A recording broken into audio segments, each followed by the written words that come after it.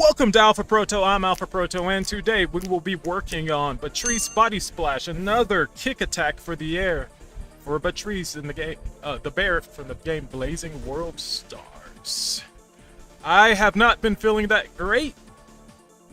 My mom's in the hospital, she's rehabbing, and I don't know, I've just had a hard time sitting down, focusing on streaming and work and stuff, so this is a nice change. I'm feeling good today. I'm relaxed, I'm caffeinated, I'm hydrated, I'm focused, you know. There's a few things I've been trying to work on. I've been trying to get some fan art drawn for a contest. And when it comes to Hyper Dragon Ball Z, I've been working on the Pilaf robot. Yes, I've been working on this for a long time. Not too long, not as long as like my own Mugen projects, Mugen stuff, but yeah, Pilaf, I've been working on attacks.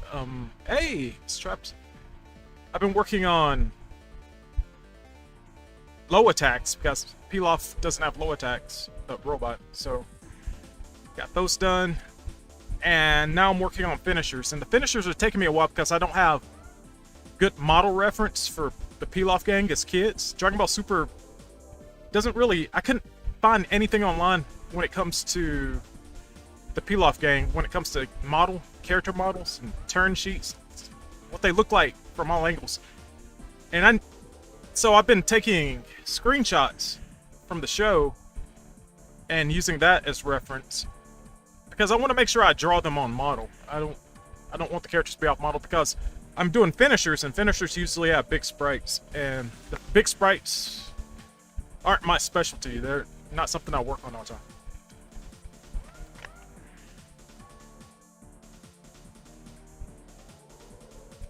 I'd like to say hi to Wizzy Whippet Wonderful, whose music we're listening to right now. This is his latest music for Hyper Dragon Ball Z OST, Capsule Corp Garage. I love that industrial sound that it's got.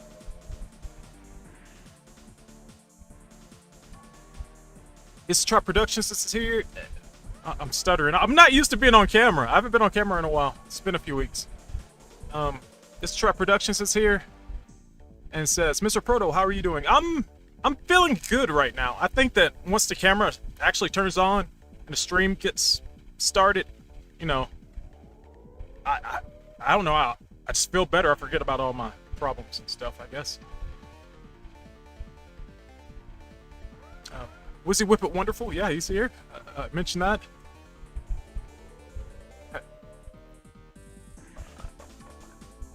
Caffeinated and great feeling. Yeah. Sometimes. The thing about being caffeinated is if I'm over caffeinated, I feel bad. Like my head starts hurting. When I was younger, I couldn't drink coffee. It just made my heart flutter. Wizzy Whippet Wonderful says, one day at a time, Miss Proto. Please do not spread yourself too thin. I'm trying not to, but yeah, I'm not spreading myself thin. It's more like my focus is off, and I'm really just trying to take care of myself physically. Where I could, you know, focus and just not feel any discomfort, and just I do feel nervous. I feel anxious for my mom and her situation. And she's rehabbing and stuff right now, but you know, prayers go out to that, and you know, we're sticking with her, and she's getting better. She's staying positive. She seems like she's just getting along with the situation. Like she told me she'll just be happy when it's over with. Yeah, I'm pretty sure I'm just gonna say to myself, in a year, this will just be in the past. She'll just be fine. You know, we'll look back on everything and say, man, that was pretty wild, huh? Say, yeah, that was wild.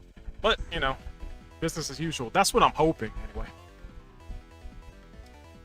So, it's been a while, so I haven't gone over the new subscribers. I got some subscribers. I've lost some subscribers and I've gained them, and it kind of balanced things out. This is the 150th live stream I've done on YouTube, give or take. I've probably done more, but as far as like subject matters, yeah, this is it. Odin Dasako subscribe to my YouTube channel. Thank you, Odin. I don't speak Japanese, so I can't read this name, but thank you for following on Twitch. Thank you very much. 19 days ago, Mega Man 234 Sandy subscribed. Thank you. I appreciate that, Mega Man 234 Sandy. Hope I don't disappoint you, and I hope that I entertain you and show you some cool stuff, cool art. On Twitch, R-War Stellation followed. Thank you. That was 7 days ago. Yeah, I'm gonna... Not only do I need money, but I need to actually use these skills or I'm just gonna lose them. I hope I don't lose them. I don't think I'm gonna lose them, but we'll see. Everything will be okay. Possible. Maybe. So my... Wait a second. A new opponent has interrupted the tournament. Yeah, you're interrupting me. Wait a second. A new opponent has interrupted the tournament.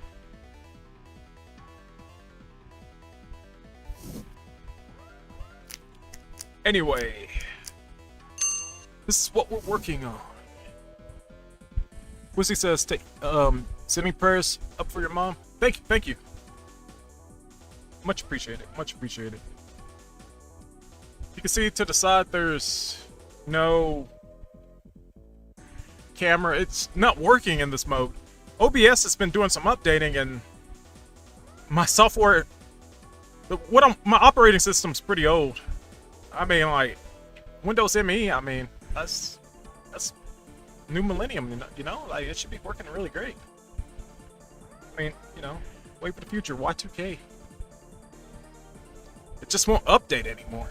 I mean, that's pretty modern, you know? Year 2000. So, my stylus isn't working, so I've got to update that. It's always something, right? Always gotta fix something, always gotta adjust something.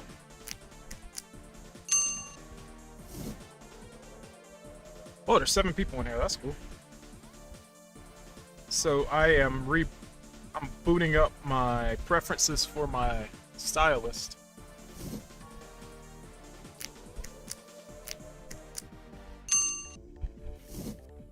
That should take a second. There we go.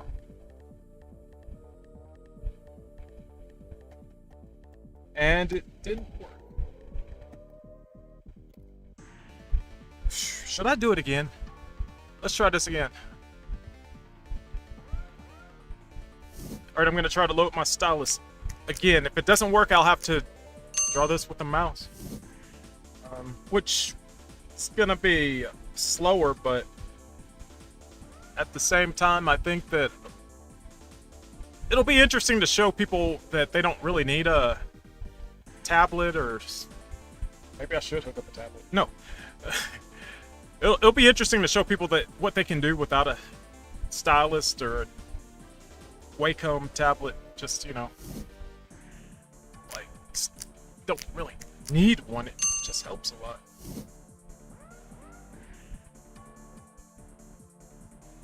Alright. Alright, we're gonna be animating with a mouse today. Oh boy, let's do this. Yo! Ryan Leonard's here. Hello, Ryan. How are you? I remember seeing the photos from your C2E2 booth. That was really cool. That's the kind of stuff I look forward to, like conventions and stuff. Hopefully I could get a booth somewhere someday. But I actually have to make product.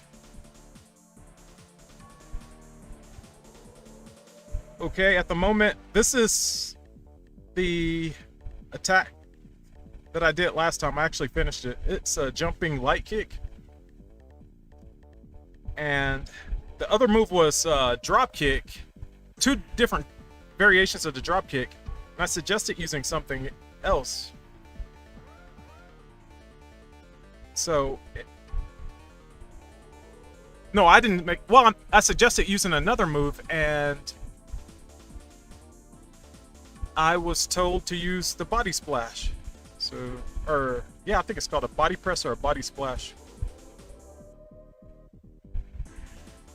So these are the frames we need. We need this, this.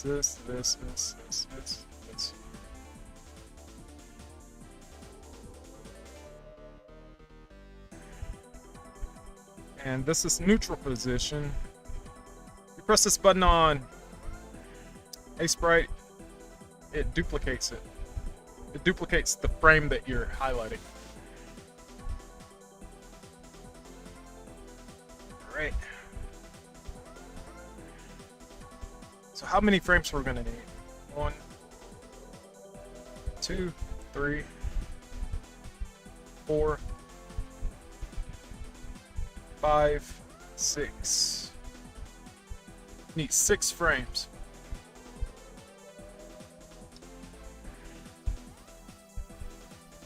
One, 2, 3, 4, 5, 6. And I'll add one more because this is gonna be the neutral.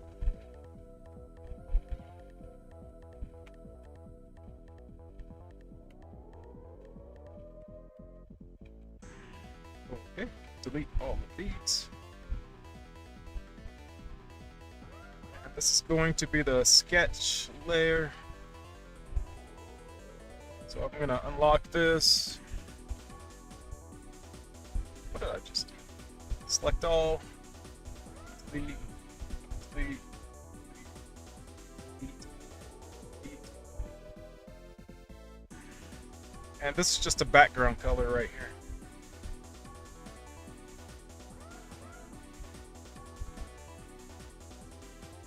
We can see everything easier. So I will label everything. I guess I'll label this sprite layer. I'll just call it sprite. Obey your thirst.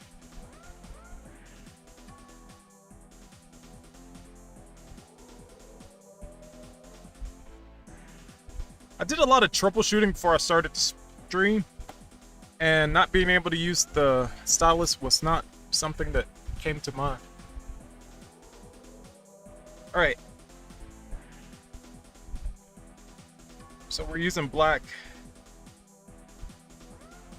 So pixel perfect, one line.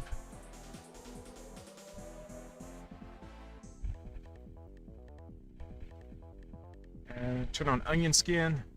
Turn off the background layer where you could actually see.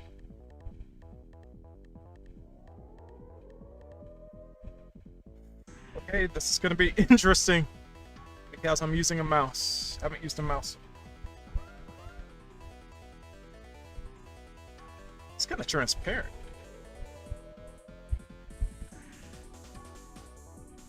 All right.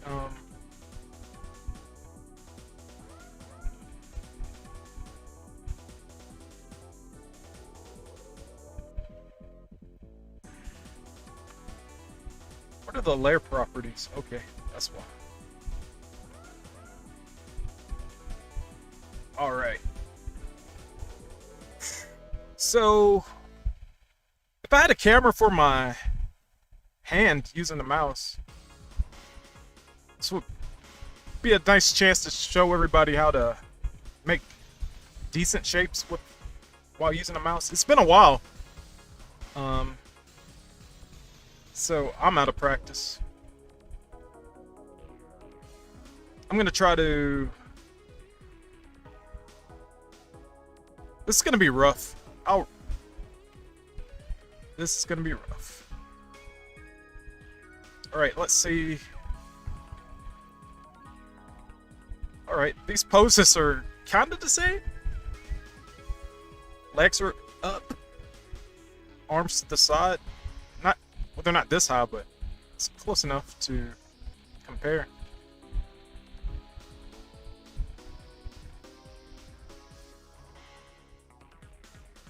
Alright, he kind of leans forward. This is actually a close... Okay, forearm goes forward. I think. Alright, I think we got this. Let's just do some straight ahead animation. Just rough this out. So his head's right here. I may end up cutting and pasting ahead.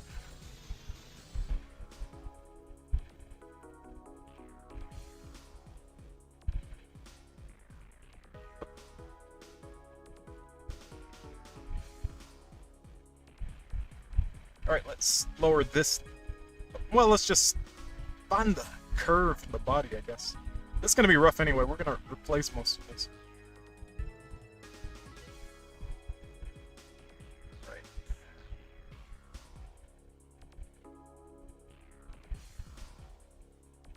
So what I'm doing is I'm pressing the button and kind of... When I press the button, I move my wrist at the same time and it kind of does this. I'm not pressing down and moving. I'm doing both at the same time.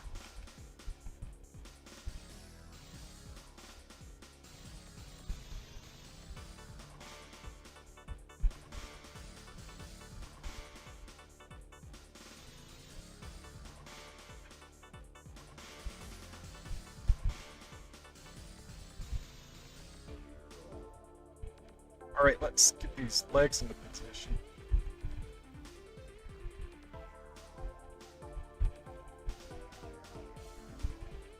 Once I erase some of the lines, they'll start to really come together.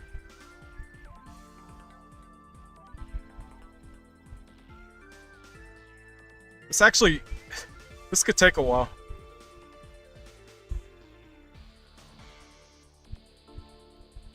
Guys, this is really rough.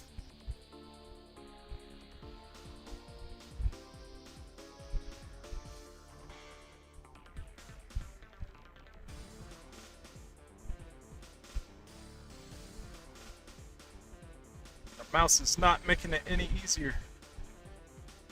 So this is this direction, and this is kind of 90 degrees.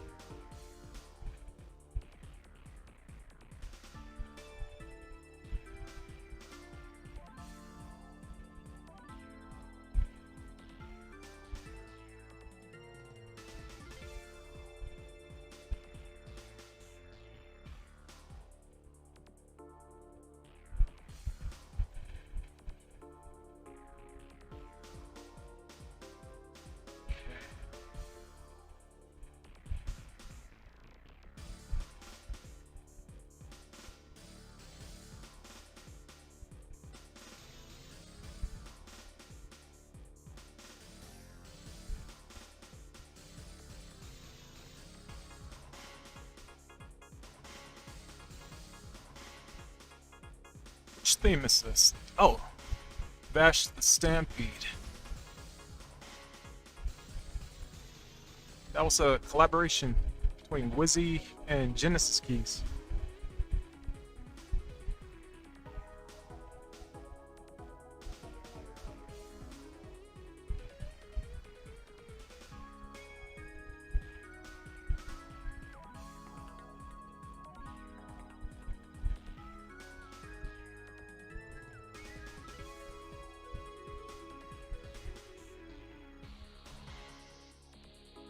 Don't be afraid to use the lasso tool in this rough phase, just to get the position of everything correctly.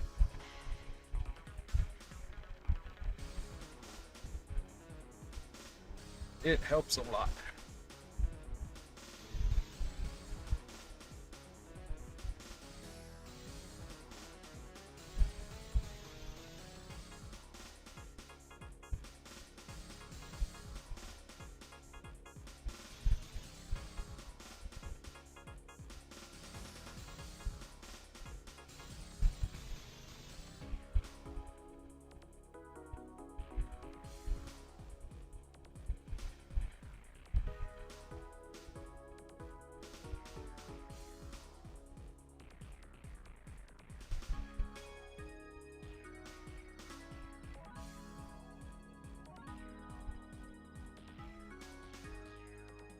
I'll add the coat later. I'm just trying to make sure I get the body into position. And keep the proportions.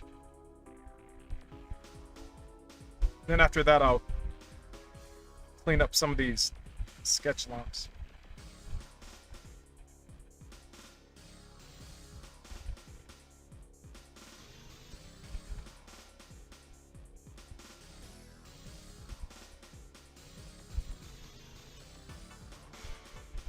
Alright, the chest goes out, legs go back.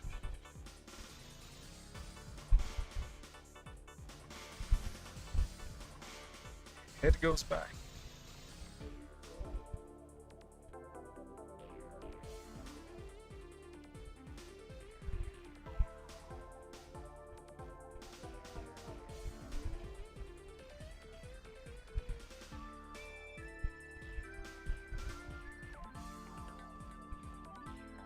Yeah, this is not easy with the mouse.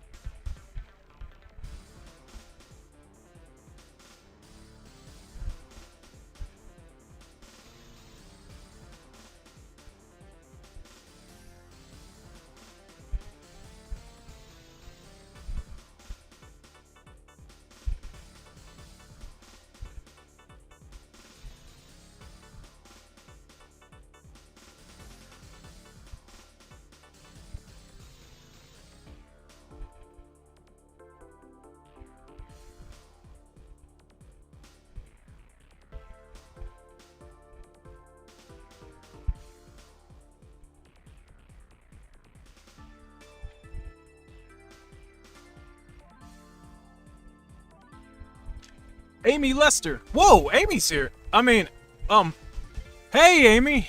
How are you? It's nice to have you here. I appreciate it. You visiting. I wasn't expecting many people at all, but I really wasn't expecting you because I don't know. I don't think that you've come to any of my streams before, but I haven't streamed in a while either. So, well, but yeah, thanks for being here. How are you today?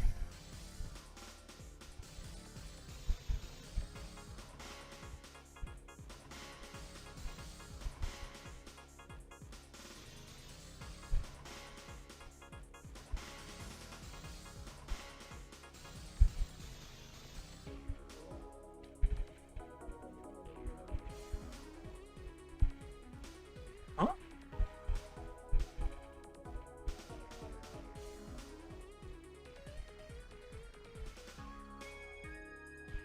Hmm.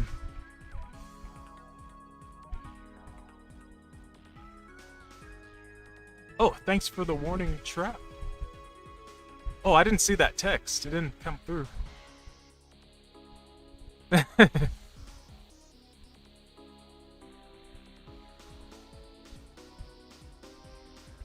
feel like I'm missing something.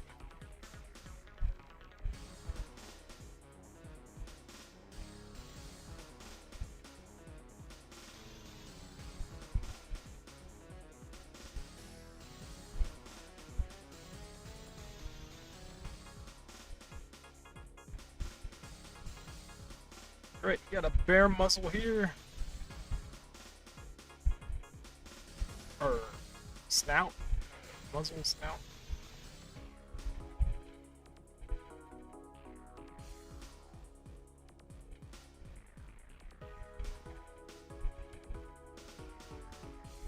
One thing people say about this character is he looks a lot like Baloo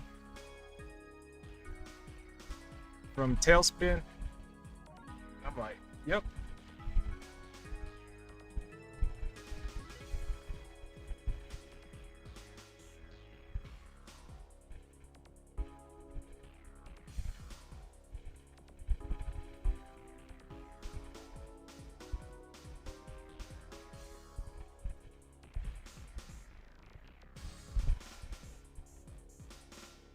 Yeah, my stylus isn't working right now. I tried to load the driver twice, but it's giving me problems.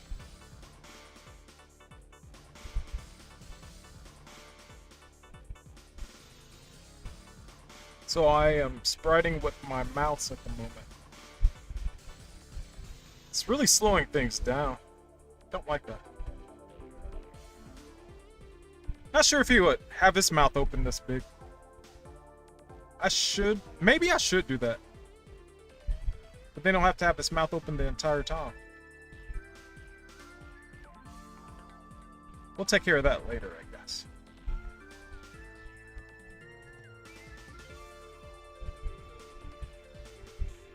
Amy Lester says, I'm doing all right. I mean, there's the hurricane everyone is talking about.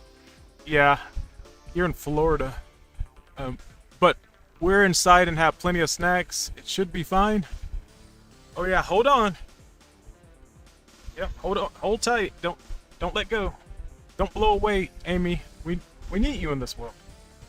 This Trap Production says, any 90s kid will make that connection. Oh, hope you stay safe, Amy. Yep, stay safe, Amy. You know, sometimes it's hard to tell how. When it comes to weather stuff, it's hard to tell if it's just gonna be really, if it's gonna be like devastating where you are, or is it just gonna be kind of stormy, you know? Because we have tornadoes here in Texas. Sometimes it's like there could be a tornado 10 miles away, or it could be like 2 miles away, or you never know where they're gonna drop, you know? So just gotta be careful. Alright, let's see how this is. This is tough. This is tough to do with a mouse. And I'm not sure he's big enough. I'm not sure if this bear is big enough.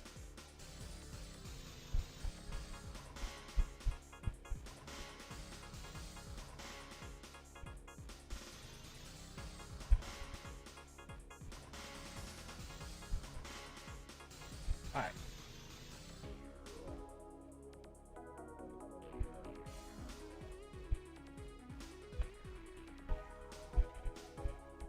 This Trap Production says, everyone watching on YouTube, make sure to smack that like button and share out the stream. Link on social media. Yeah, be nice to the like button. You don't have to smack it. You don't have to smash it. Just, just click it. Just click the button. Everyone's so mean to the like button. No wonder no one presses it.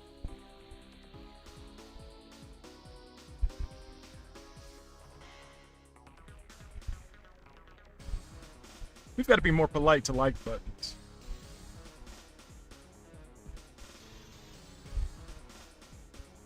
Oh, Melissa's here. I mean, Melissa Lester. Hi. Hi, Melissa Lester.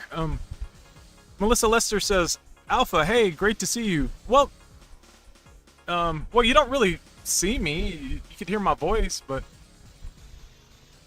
I guess you... Hi, you see me. Hi, it's good to see you, too. You kind of look like a camera, but everything's okay.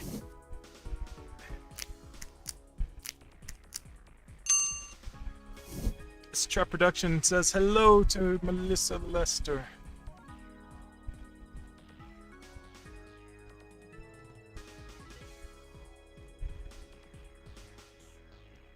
Yeah, we're gonna have to make a lot of adjustments with the lasso tool, move some parts around. Either that or I'll make adjustments after I'm done streaming, but I just started streaming, so I've got some time. I've got a ways to go.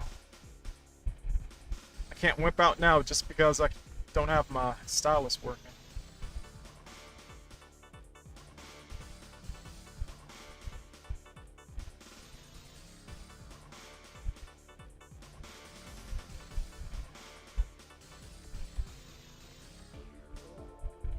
Okay, let's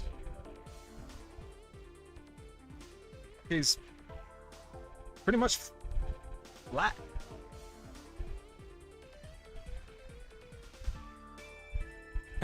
Melissa Lester carefully taps like button. Thank you. I appreciate it, and so does the like button. Ah, Amy Lester likes my hat. Thank you. It keeps me from looking so plain. I don't like looking forgettable. So I usually try to wear something on my head. Plus then I don't have to comb my hair. But I do try to be as presentable as possible when I'm on stream. Okay, let's try to get this pose. So I guess we're gonna keep working with this oval shape for the body.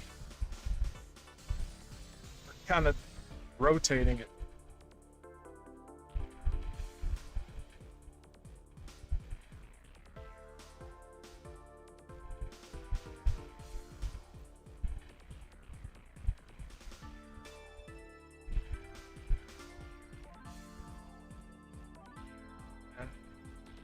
Using some basic shapes. I guess this is the face and this is going to be an arm, so we're going to use an oval for the arm too.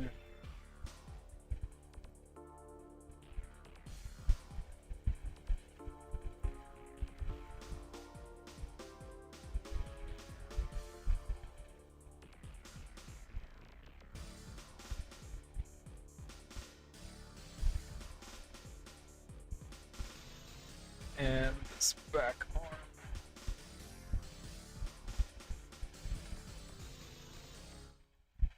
It's like he's a goalkeeper, stopping a winning kick.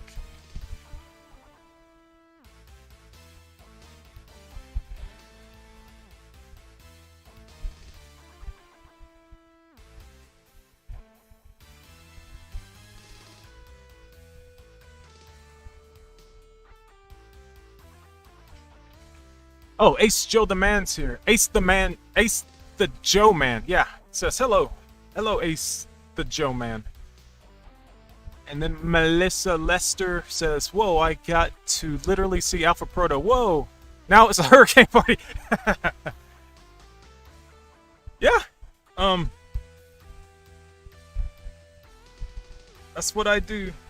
Yeah, I usually have a face cam. That way I try to express myself physically, like with my hands. I talk with my hands a lot, and I make a lot of facial expressions. That usually gets the point across, but without the camera, I have to do everything with my voice, so... Which is... Well, I'm a voice actor, so... When it comes to voice acting, I have to use my voice to convey how I feel, but during a stream, responding to people, it's weird, because most of my communication is non-verbal.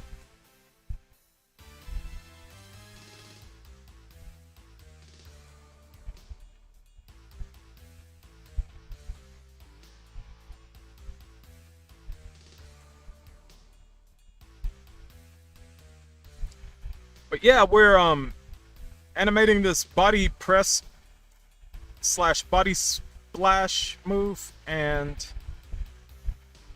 we're doing it all with a mouse. My technology is not being friendly with me.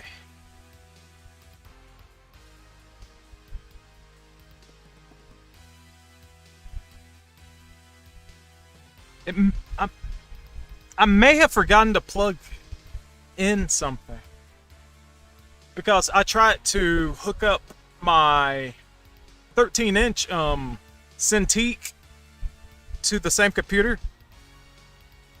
It's more modern than my computer. My computer's a 2013 or 14 model, so it takes HDMI cables and stuff, and so does the new Cintiq that I have. Because I've had a hard time getting comfortable while sitting down. So I was gonna, just hold the Cintiq and draw like it's a regular tablet instead of using the easel that my 21 UX Wacom tablet uses.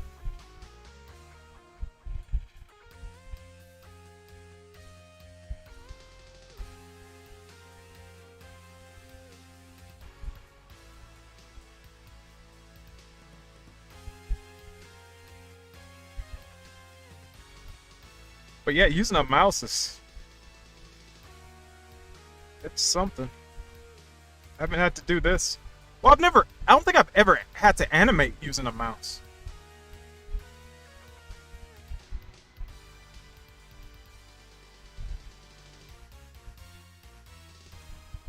Uh-oh.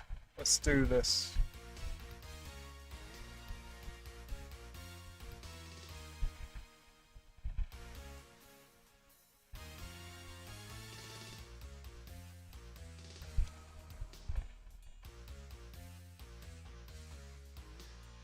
Body splash. Sounds like a drink.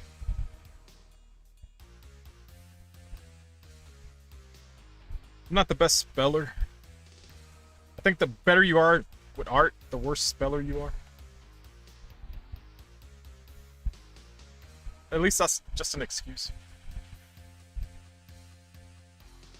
Okay, that's kind of... Let's turn the onion skin off.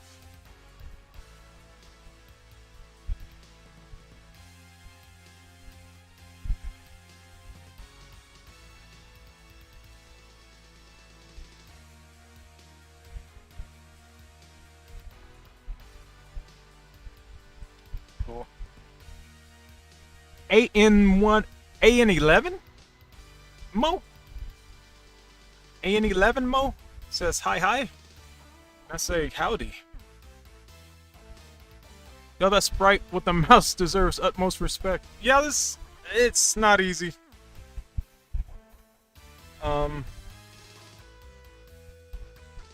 Right now, we're just roughing out where everything is. But I think I'm going to use this tool. And you make a shape and it fills it in. And that'll pretty much be the blob method. And once I'll just put a bunch of shapes together.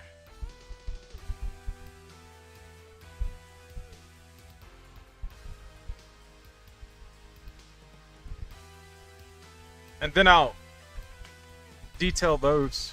And once again, we'll use the lasso tool to move things, adjust things into position. But yeah, using this mouse doesn't make me feel like an animator, but it does take me back to when I first started doing sprite animation.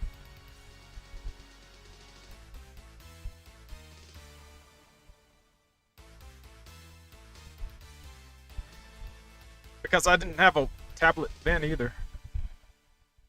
All I had were hopes and dreams.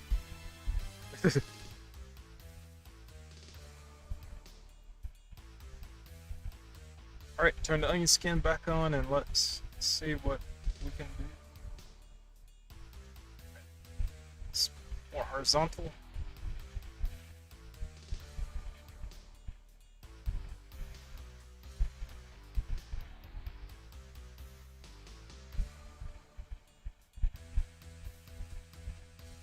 Legs go up some more.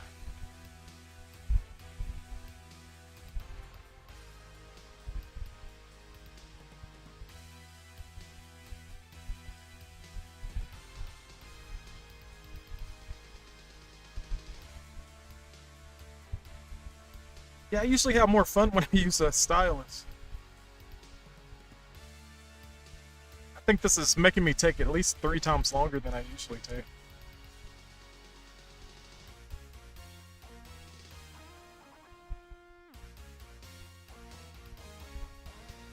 Amy Lester says, Body Splash might be a good name for a cologne too. Yeah, that's true. You know, Axe Body Spray, Axe Body Splash. But either wear it or drink it. Don't do both. That's true. Perfume tastes not very good.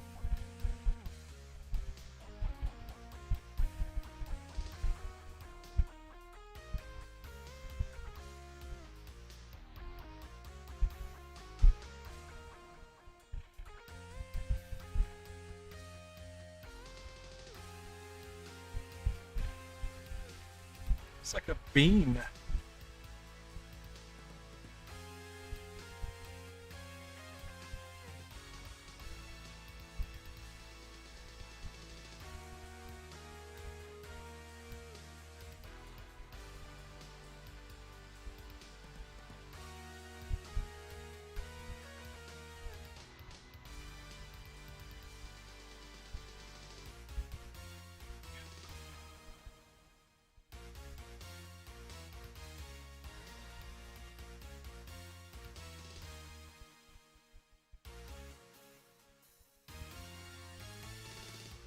I think this was an adjusted frame, like copy paste, and like, they adjusted the arms and legs and stuff.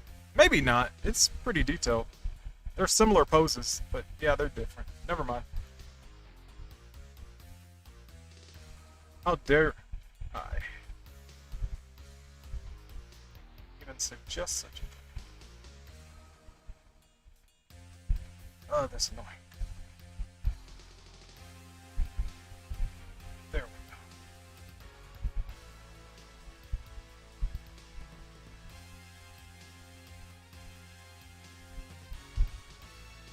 Amy Lester says, hopes and dreams will get you further than a tablet without them. That's true. It's true. But I hope your stylus situation mends soon. They're so much faster. Yep.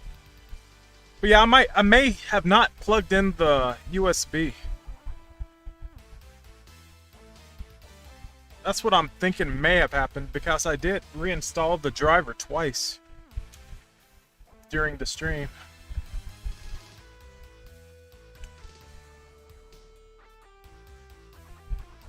I don't know. Let's check that out. Let's see if we can actually. Let's see if we can fix this. I'm gonna go here. Great.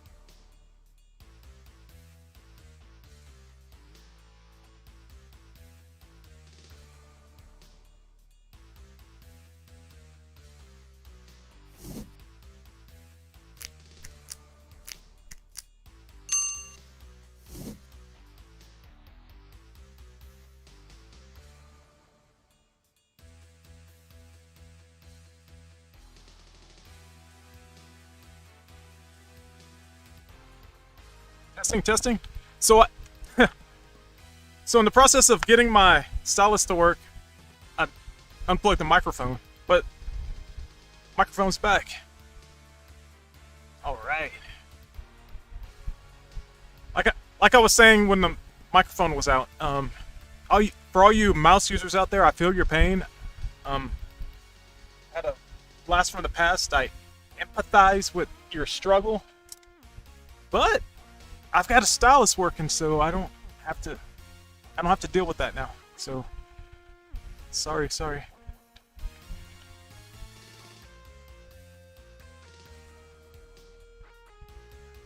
Melissa Lester says, "Oh my goodness, Guardian Heroes, that was one of my favorite games on the Saturn." Oh wow, you played Saturn too? Yeah, that was a game changer for me. I actually hope to. Well, okay, I was going to make a comic book. I was gonna do a self-published comic book, but then I was like, I'm not really known for my drawing. I was like, talked to my brother about it, and I was like, why don't I make a video game like Guardian Heroes? He was like, "Yeah, do that. I think people would really like support you if you made a video game."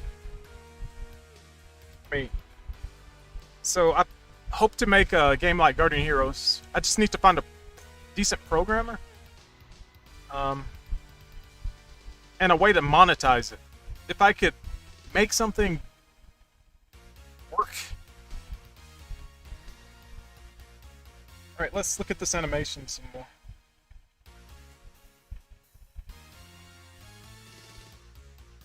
Okay, it's moving.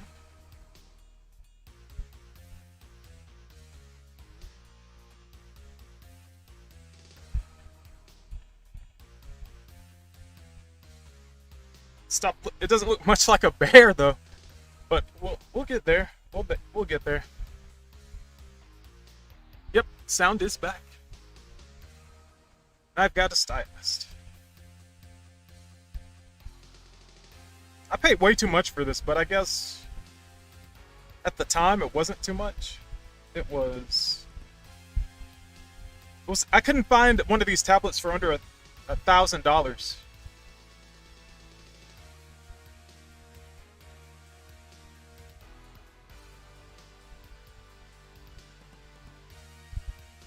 I was in auction. I spent 800 on this, but now these don't sell for very much. I think they sell for like under 200, maybe even under 100, because once everything moved to HD, like this isn't an HD tablet. It's that's why the screen's square. It's standard definition and it doesn't use HDMI wires to hook up. It uses really old cables. And I've got a really old computer, so that works out for me.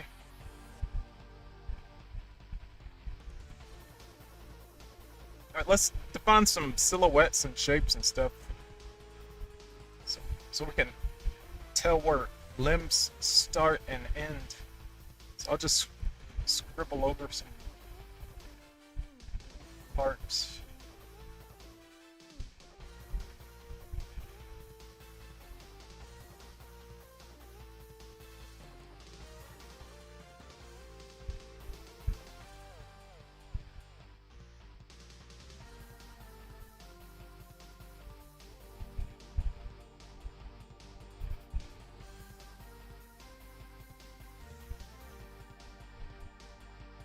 But yeah, the Cintiq Wacom Cintiq 21UX. It has two models. It has one with the screen and one without the screen.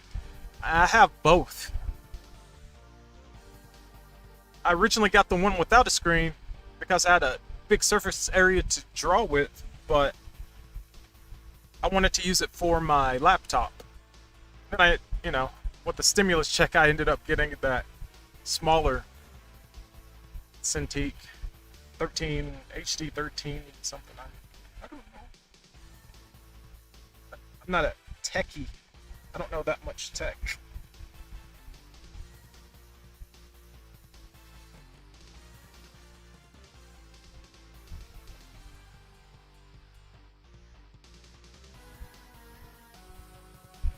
But yeah, I want to make a game like Guardian Heroes one day.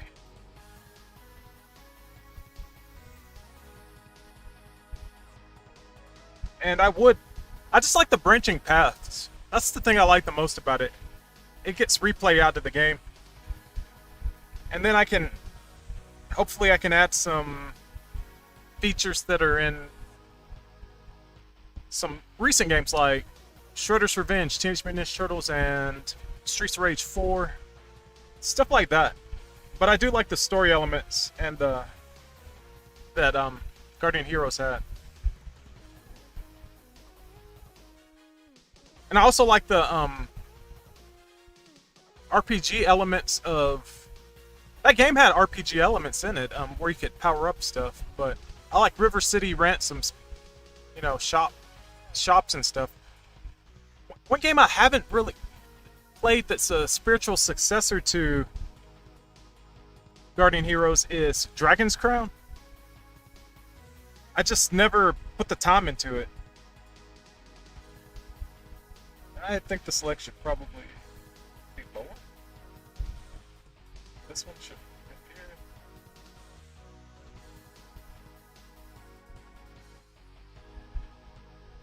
Ah, this leg's too short.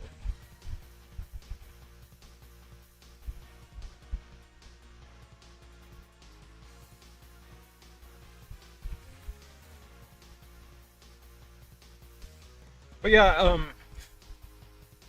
I usually play arcade style games, but when it comes to value, I do like games that you can level up in. Which is the interesting thing about Guardian Heroes. If you wanted to play it like a arcade game where you just play one time through, getting through the game through one playthrough is, I think it takes about 3 hours. But there's multiple endings, so each time you go through the game, if you go try to get every alternating path, at least I think there's none. I know there's multiple, so it's like you take that 3 hours it takes to beat the game, and then you do it like 3 or 6 separate times or 9 separate times. That really adds up. Plus, it's I think it's a 4-player simultaneous game, and then it has a 6 to 8. Was it a 4 to? I'll say 4 to 8 player versus arena. Oh, that was cool. Sorry, blabbing about Guardian Heroes. I just think it's a special game because there's not many games like it.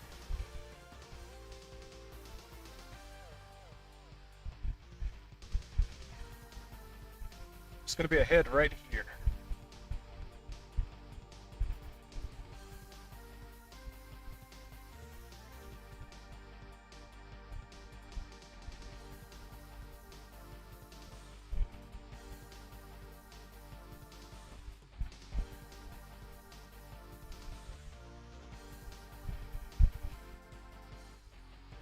I know they re-released the game on Xbox 360, but I didn't have an Xbox 360 until like 3 years ago. It didn't get the reception I would have gave it. People kind of ignored it.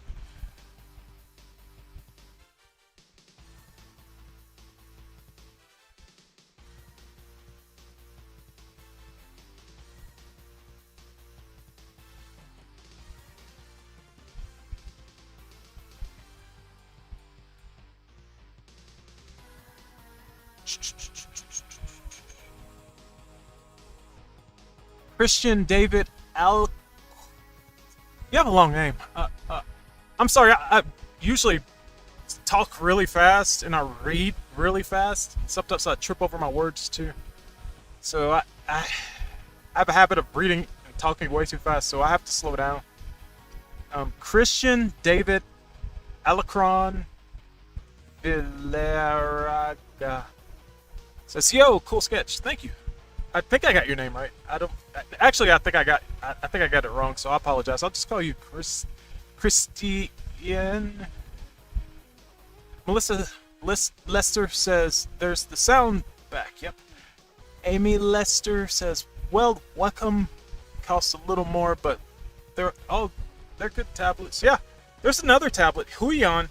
I was really considering getting Huion.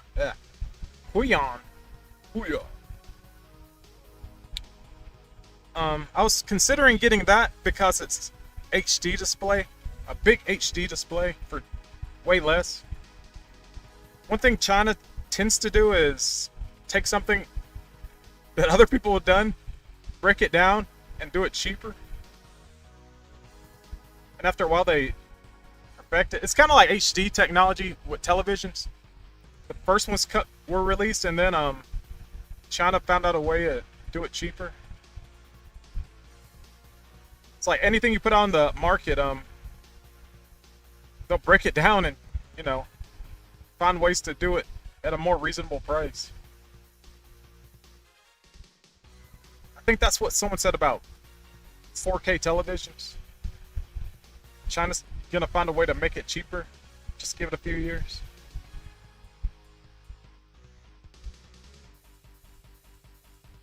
This one may be too small.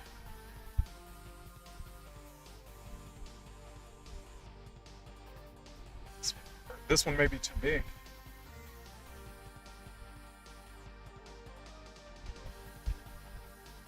Cool.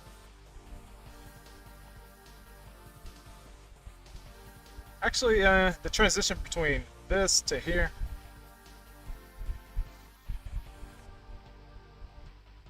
I may need to move this arm.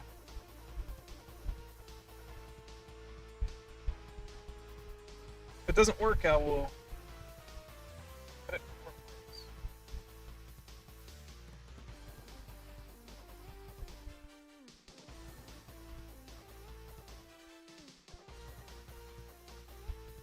Yeah, that's odd.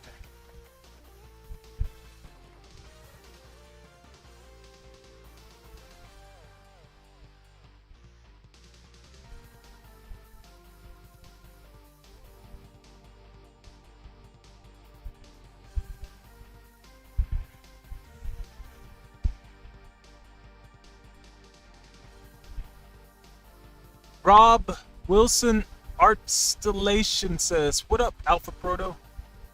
Oh, I'm doing good today. I'm getting good vibes from the chat.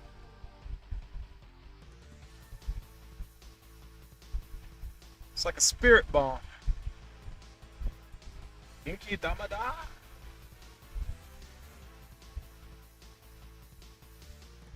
So I'm actually feeling better than I was before I started streaming. Which is, I think that's usually the case.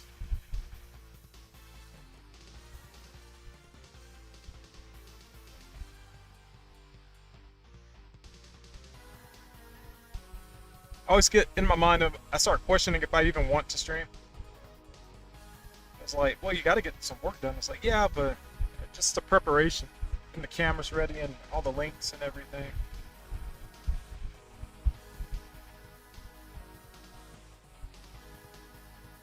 But then once I am streaming, I feel A-okay.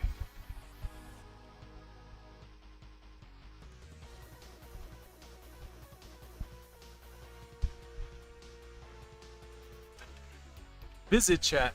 I usually don't get this many people, but it's been a while. I haven't streamed in a while.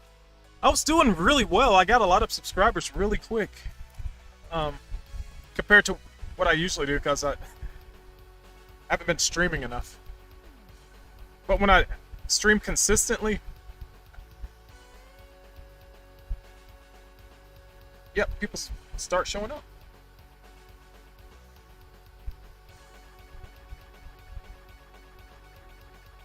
Also, I put out links now when I'm streaming, so people can, just say hi at least.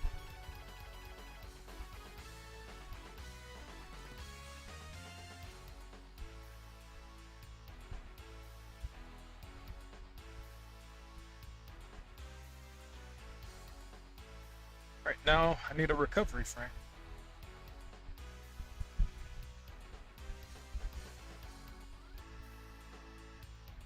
Trying to skin back on. So this hand's up here, I'll put it down here.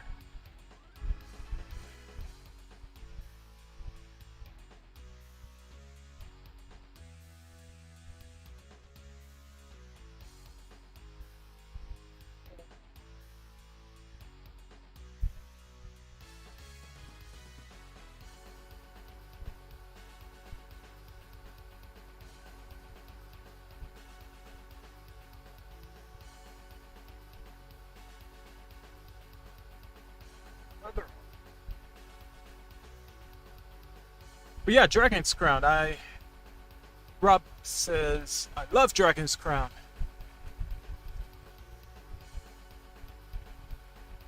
I think I only played the first mission in that game. Right after you leave, you go into a cave and all that stuff. And then I was like, I don't want to play all the game at once. I wanted to save some for later, and that later ended up being like, I don't know, 8 years later. I don't know, I haven't played it since the game was released. I feel bummed out about that. Even though I ended up buying it on PS Vita, PlayStation Vita, and then we got it My brother and I got it for PlayStation 4 as well. So we kept buying the game. We kept supporting it.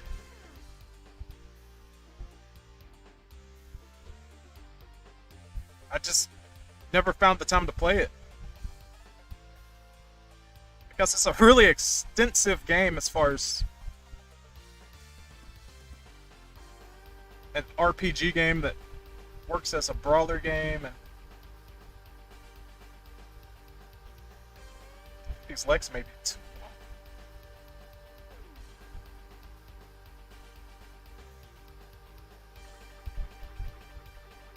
I will adjust sizes later.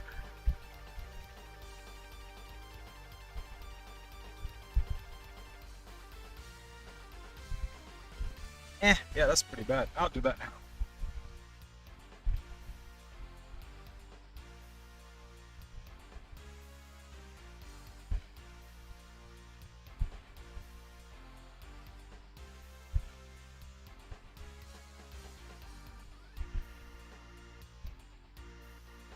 So he's gonna land on his feet?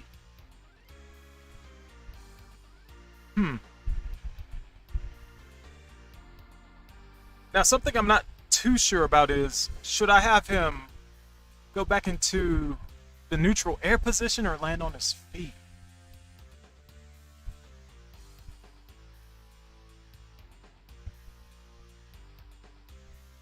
I don't know. I really don't know.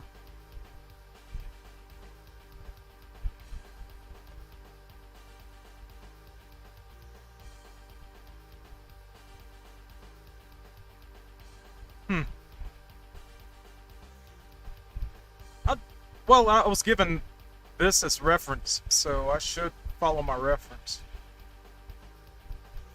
So yeah, Patrice will land on his feet. Then I'll need a standing sprite.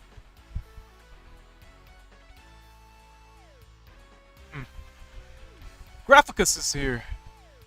Hello, Graphicus.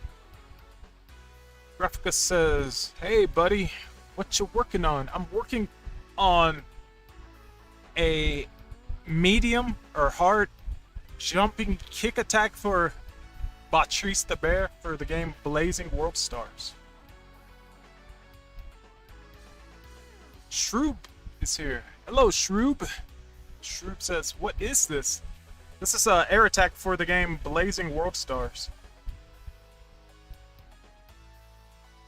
This is the jumping low kick attack. I worked on this last stream, but I finished it offline because I was having a hard time getting the stream together. And what I'm working on now is a body press. Or a body splash.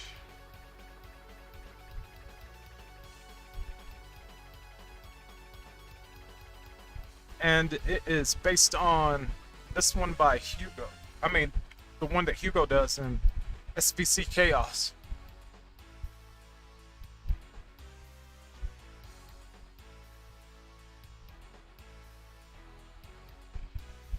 What, there was a bot here? A bot? Shroop says, "I think I'm gonna check out the game. Looks cool." Cool. Appreciate it. Yeah, it's got a variety of characters to choose from. I usually lean towards the bigger brawler type guys. I like fighting games in general. And I kind of collect them. I think my brother and I have more than we actually play. My brother, for the most part, he does collect games because he ends up buying them for PlayStation 4 physically, but he ends up usually playing the digital versions on his laptop. I think that like 80% of the PlayStation 4 collection that we have is still sealed up.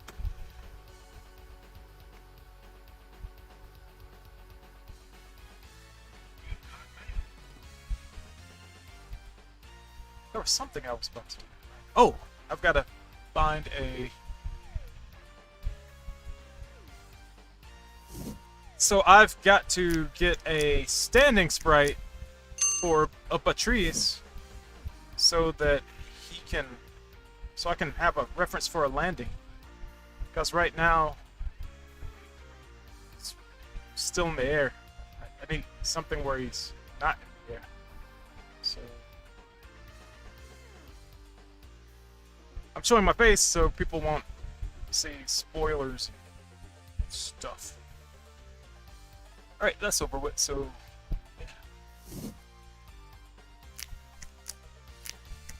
Just standing sprite. Copy all. Select all, copy. I'll go back here, and I'll put that here.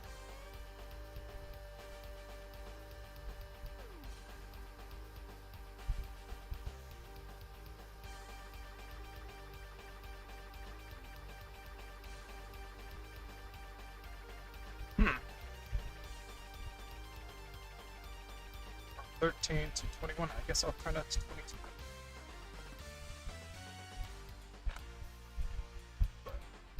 That means that I have to add another frame.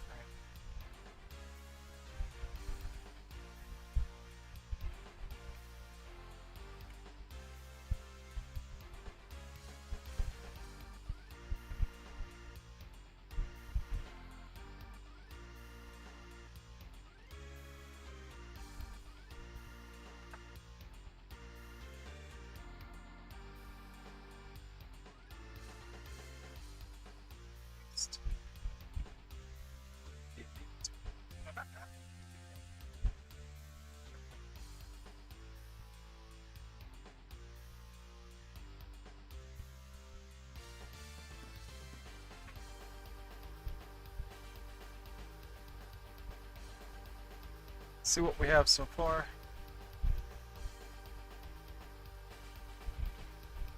It's missing a frame, but it works. I think it works. I'm going to move this.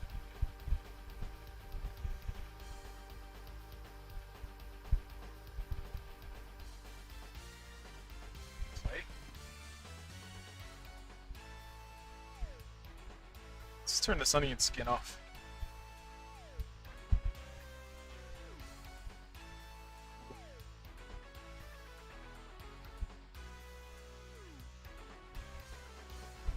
It's a volleyball.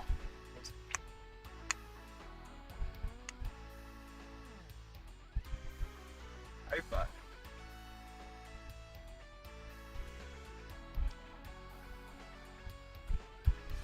Amy Lester says, so what software do you like to use for your sprite animations, Alpha?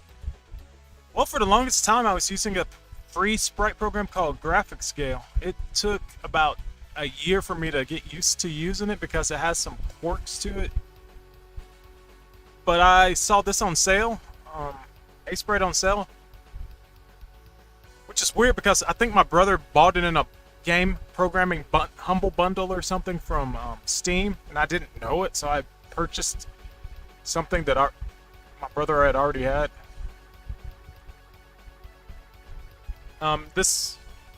And even after I had this program, I think I had it about 2 years, and I didn't use it because I was so used to using Graphic Scale. But I got a Java update or a system update or something on this computer, and it stopped me from using Graphic Scale. Graphic Scale just stopped working. It wouldn't load up anymore. So, out of necessity, because I was working on Blazing Strike at the time, and I was like, I really need to get these animations done, or I'm gonna get in trouble. So I started working in a sprite, and I've been working in it ever since. It's good. It's good. I don't have any complaints now. There's still a lot of features I don't use that it has, but it does what I need it to do. Yeah, that's a good way to put it. Oh, that's on the wrong layer. I gotta go lock this layer here.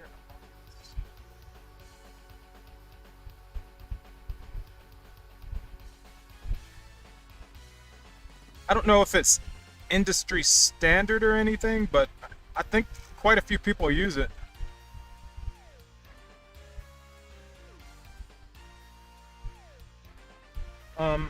When I was working on Blazing Strike, the files I got were a sprite files. But instead of working on the sprites in a sprite, I would turn the files into animated GIF and then work on them in graphic scale.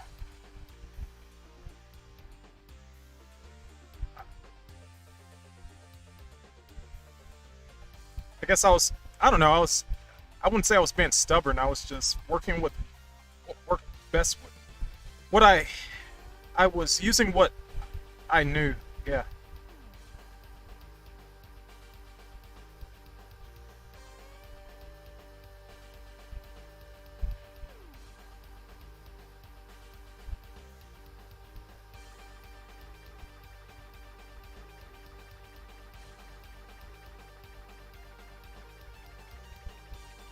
Now it's been so long since I've used graphic scale. I don't know if I could jump back into using it. It's been so long. But I do remember a tool that I really liked with it was the color replacement brush. That was really nice.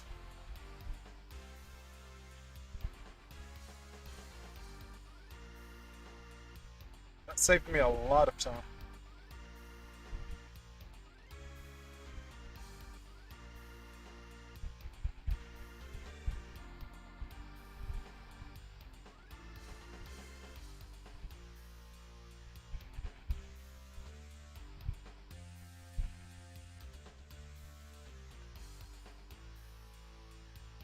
Shroob says, just checked out the trailer and I just noticed that Matthias has a similar animation to Jiren's 2HK. That's awesome.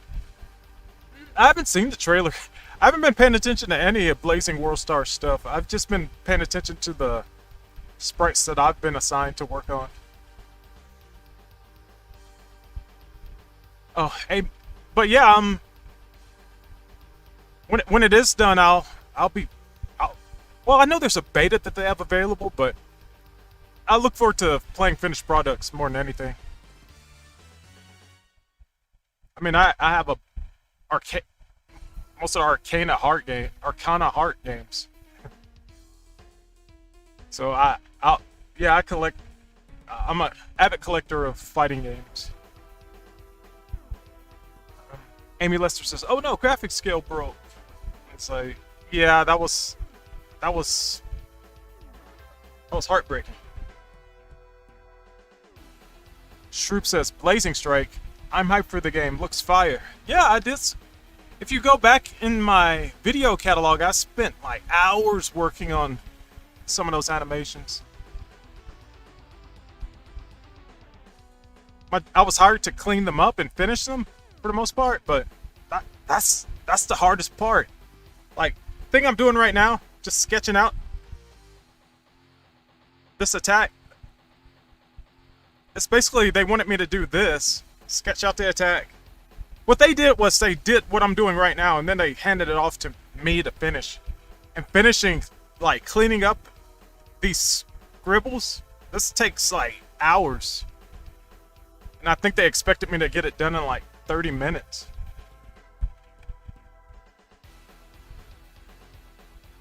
But yeah, just sketching out attacks doesn't take that long.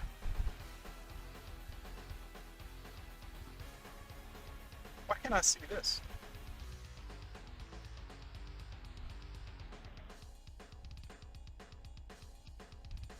Okay. Oh, I don't have the onion skin on. Okay, let's do another frame.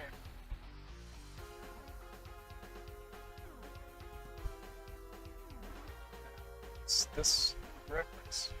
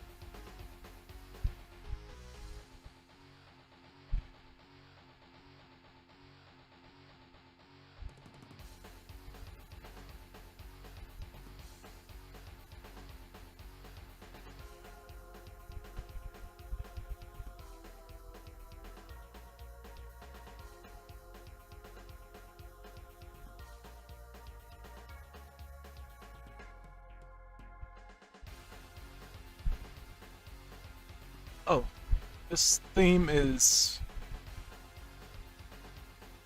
CPS 2 Original Blob Final Arrangement by Wizzy Whippet Wonderful.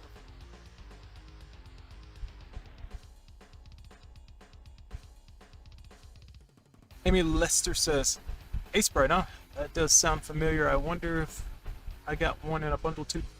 Possibly. Maybe."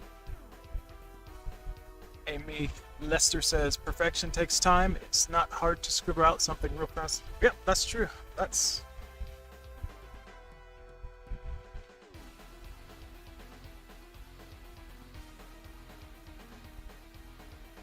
Yeah, I think it's maybe a misconception to the guy who hired me. I forgot. Rebreed, that's his name. I guess he thought that since it didn't take long to sketch out the animations, but it should have been just as fast to clean up the sprites. But that's not the case.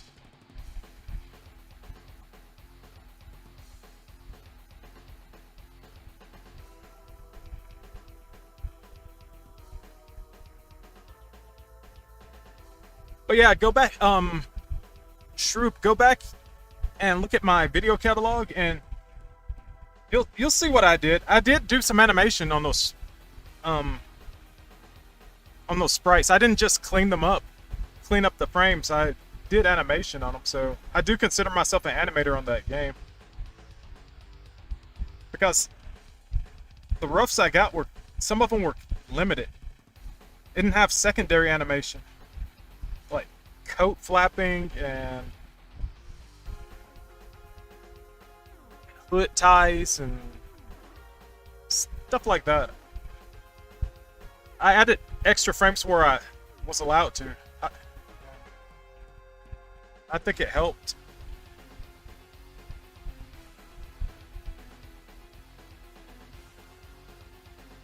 Alright, let's see how this looks.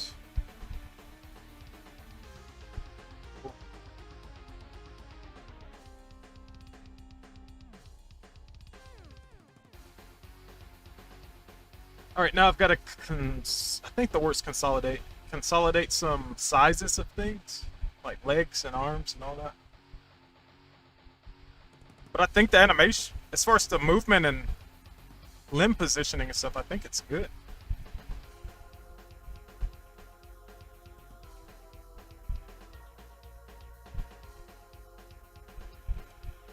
Maybe it's a, I still think it might be a little sharp in the arms, like position change, but let's check this out. Well, that's what they did. Maybe it looks more impactful when you have it do that.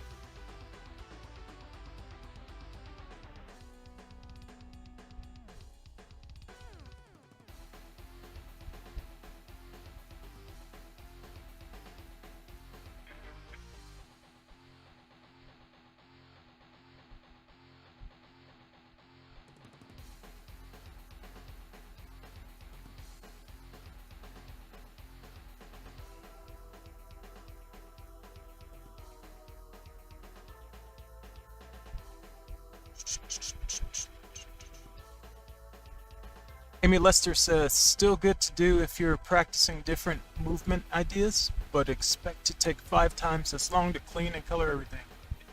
Absolutely.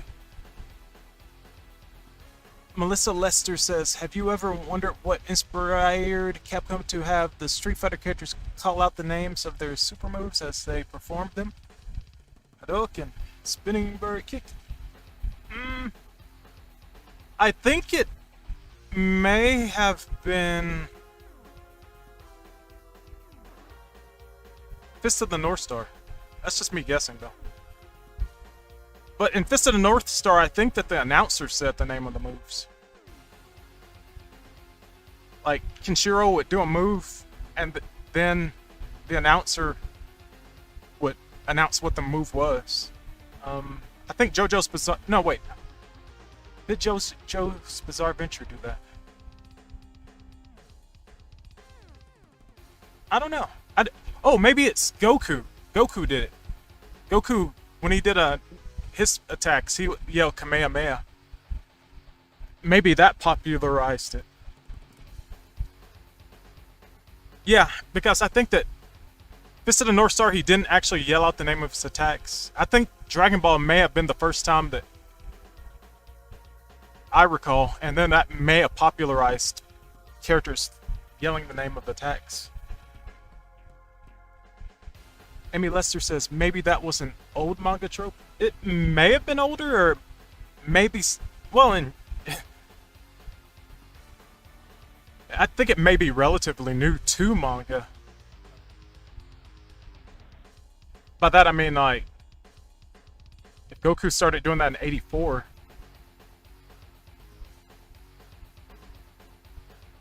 It depends on if Goku started it. If Goku started it, then, well, that would actually be pretty old.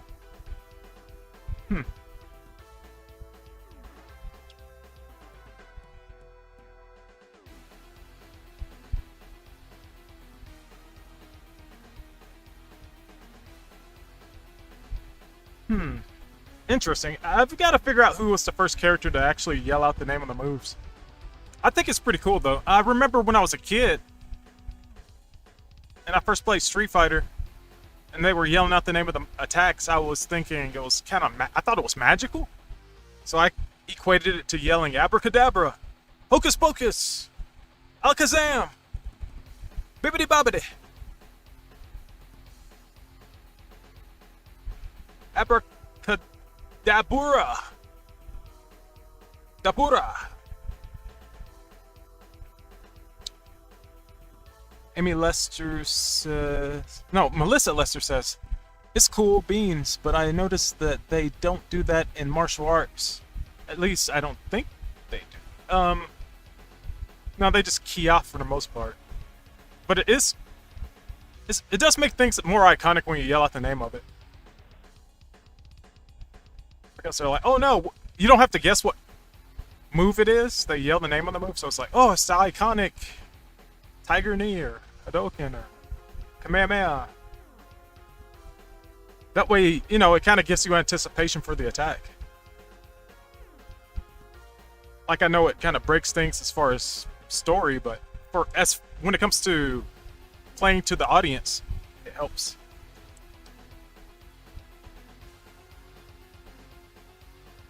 Amy Lester says, I bet voices in games were new then, so they wanted to use them in new tech.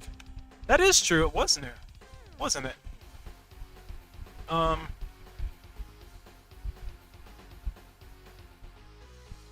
It would have saved more space just to have a hiya! But yeah, I guess they were just showing off that they could make the characters talk. Amy Lester says, maybe Sailor Moon. Yeah, Sailor Moon, they say the name of their moves. Moon Tiara Magic.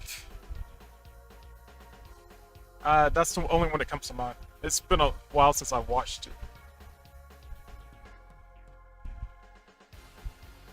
But yeah, it's a trope now, but it's cool. It's very cool. But yeah, I think back in the JoJo's Bizarre Adventure and Fist of the North Star, all the older stuff, they have the reason they had the announcer say it was because in the manga, I think it was kind of like a footnote when they put the name of the move on it. It wasn't the character actually saying it. But I could see how someone can confuse the title of the name being put on there for everyone who would know the name of it to being the character yelling it, but I don't know. I'll have to... I guess someone on YouTube probably already made a video on it. I'll have to look that up. Amy Lester says, Hadokun equals abracadabra. Melissa Lester says, like a magic word. That makes sense. It's flying through the air and summoning fire either. Yeah, actually, if you really think about it, yeah, I thought it were just throwing magic attacks. Like, that's why even to this day, people still call them fireballs. And even though they explain that, it's ki projection, which is, spiritual energy of the body extending past the fist and out of the body, their willpower, and, chakra and all that stuff.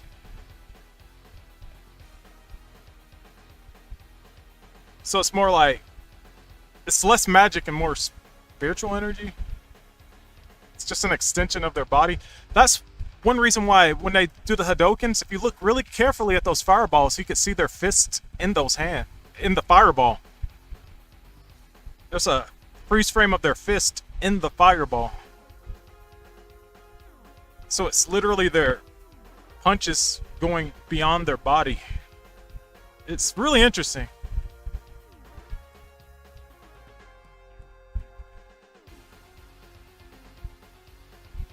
But yeah, it wasn't that much of a stretch to think that it was just magic.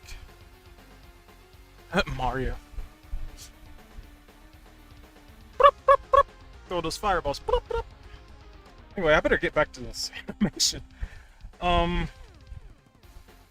How's this coming along? Already shapes. I can fudge some stuff, no problem.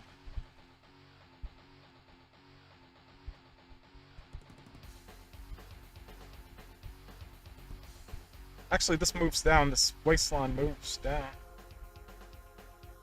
Maybe it's too high to begin with, though. Right?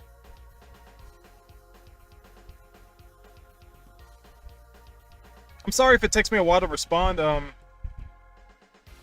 past few streams I did do before I took the hiatus, slight hiatus, I guess.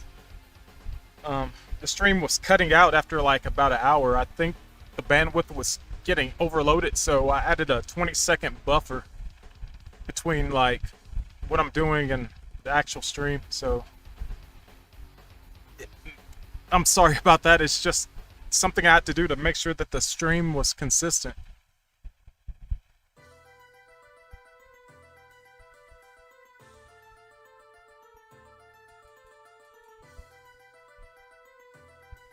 Amy Lester says, really? Cool. Flying blue punch.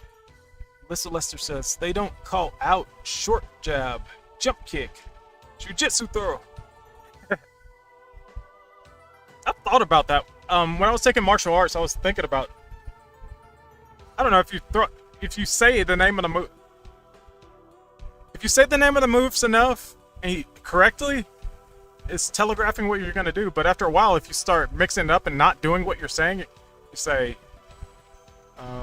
jump kick, and then you like just short jab instead of a jump kick, and then you short jab, and then you throw a kick. It really throw people off. It was like, that's not what you're doing.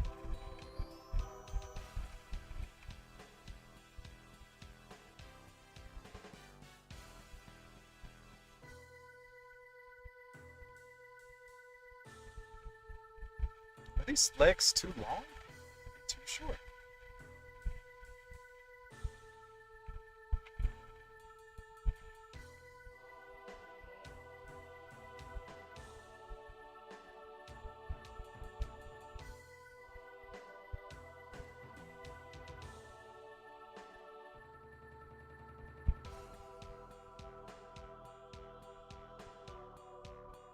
It's like playing rock, paper, scissors, or paper, scissors, rock, or whatever you want to call it. Throwing paper, and then you say rock, and it's like, whoa, threw me off.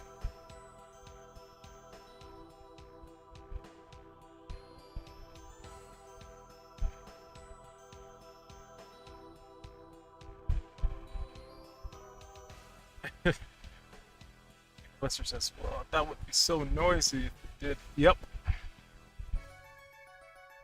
Lester says, okay. Amy Lester says, it's okay. We'll talk amongst ourselves and watch the art. Lester says, Kung Fu mind games. Yep, just keep them guessing.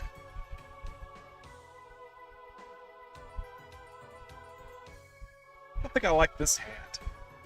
What do they do? Yep, this makes more sense.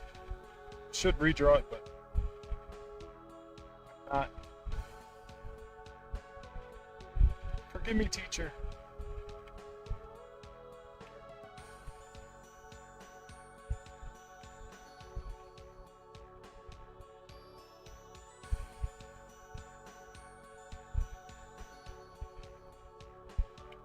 Yep, that looks better. That works better as far as movement. I'm not sure how big he should be. I think the body's too big here. It's too wide. Something's in the way. Is the head in the wrong position?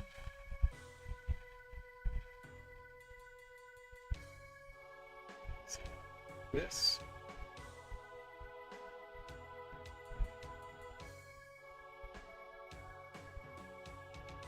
His arms too far.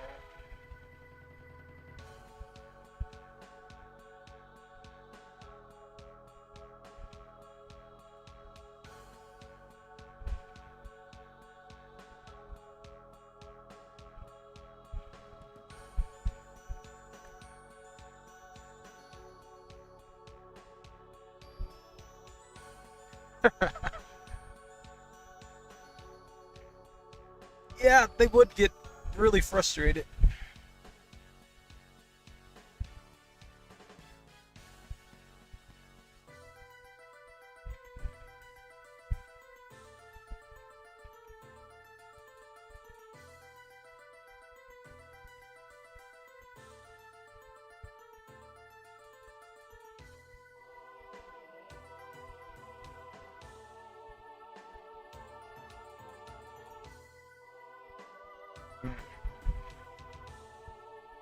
I wonder if I have enough to block this out.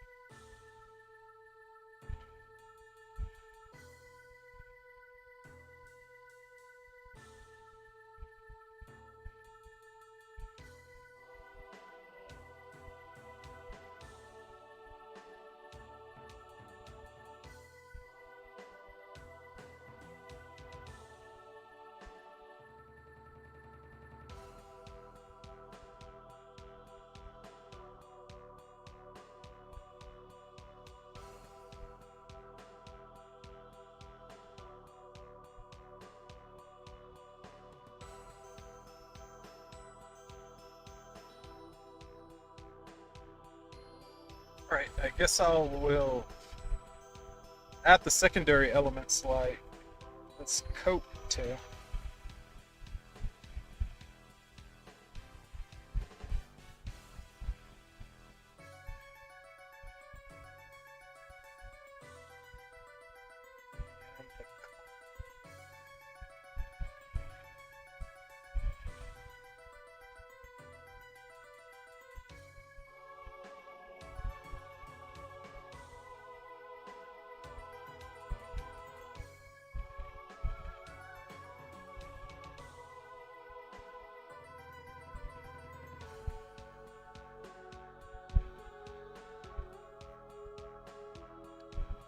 Current theme playing at the moment is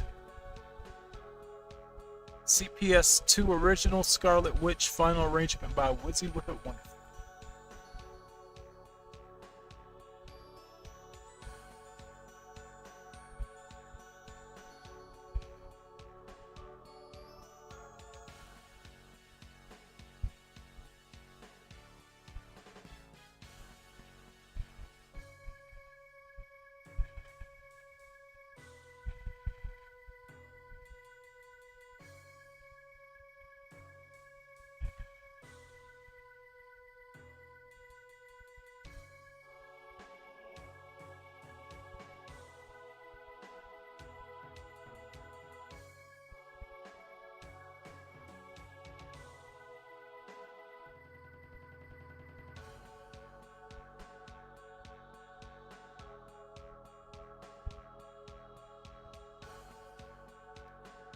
Yeah, I'm not a fan of this hand placement.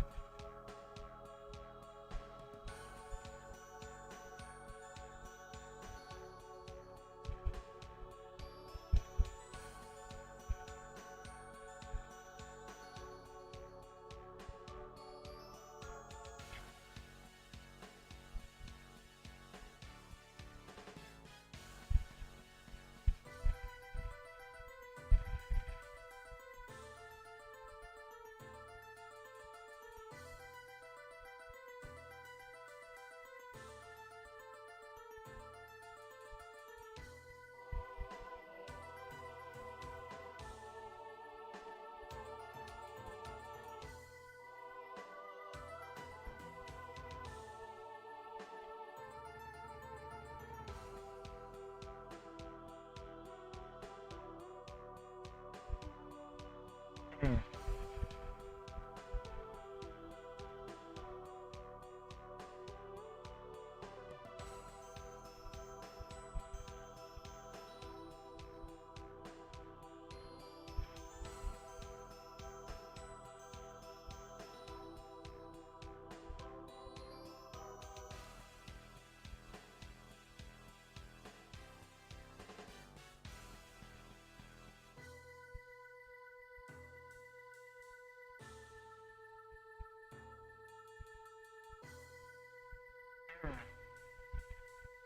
Alyssa Lister says calling out one move and performing another one would have to be at least as hard as patting your head and rubbing your stomach. That's a good point. After a while, you just get used to saying the actual name of the attack, but then if you do something different, even the person doing the attack would be slightly confused, I would assume.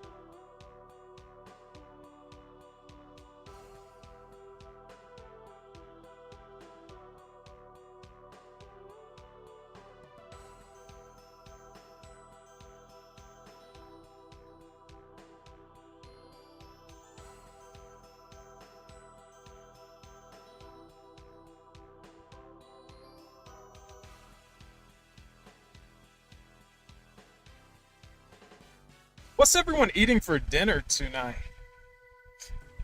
I need some ideas.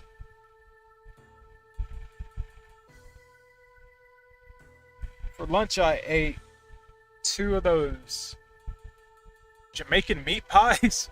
Actually, I ate 3. I bought some Jamaican meat pies from the Dollar Tree, which is the dollar inflation tree now. $1.25 tree. Quarter hike up in inflation. It's literally a quarter more than it was.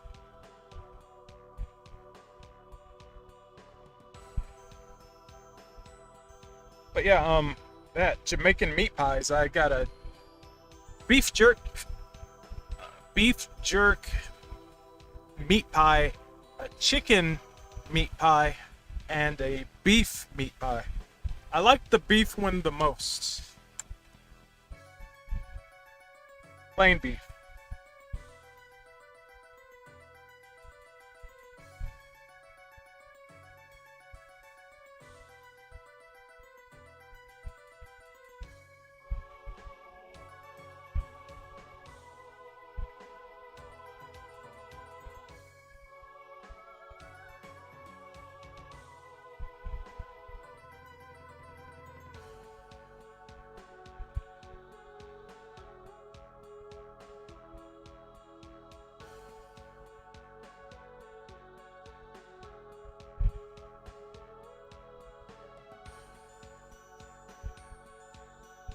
Oh, black-eyed peas and rice.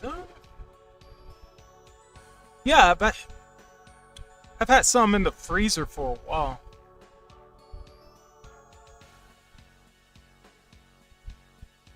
Never finished cooking them. Bless! Bless! Hello, Bliss! How are you? I'm sorry I didn't go to your stream to watch you play video games today.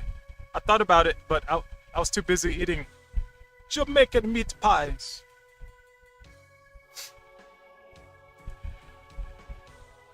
And hello. Melissa Lester says, we're making sandwiches with this fancy bakery bread Amy got last night. Oh, cool. Maybe I'll have burgers with Texas toast.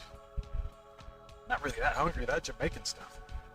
They got me pretty cool. But maybe in 2 hours I'll have more of an appetite.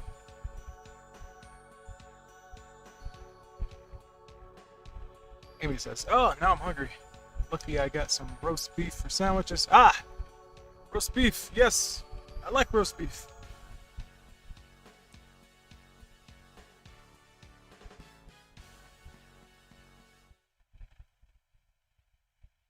I like a roast beef and I cannot lie.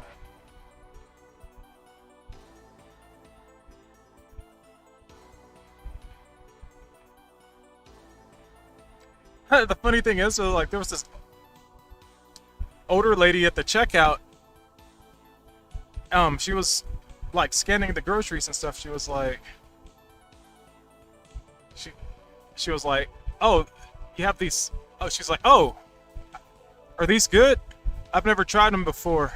I'm like, oh, I don't know. I'm trying them out myself. And she's like, yeah, I'm newly single, so I was just wondering because I have to make meals and stuff for myself. And I'm like, oh yeah, I'm just gonna try one of each flavor. And I was like, why would she mention that she's newly single? Is she making advances at me? Oh my goodness. Maybe, but I don't know. She looked like she was in rehab or something. So I didn't. Why can't it be a nice woman? Why does it have to be someone with problems? I've got enough problems. I don't need your problems. You're supposed to help me with mine. Anyway, but yeah, that was awkward. Just trying to get meat pies. Yeah, that doesn't happen that much to me. Like, women saying things like that. I don't know, maybe it just seemed like a sign like, I'm newly single, so I need, stuff. Like, yeah, I didn't ask you if you were newly single, so I guess you're just... Can you elaborate on that? Want me to give you a meat pie or something? You want me to get you a meat pie, Carol?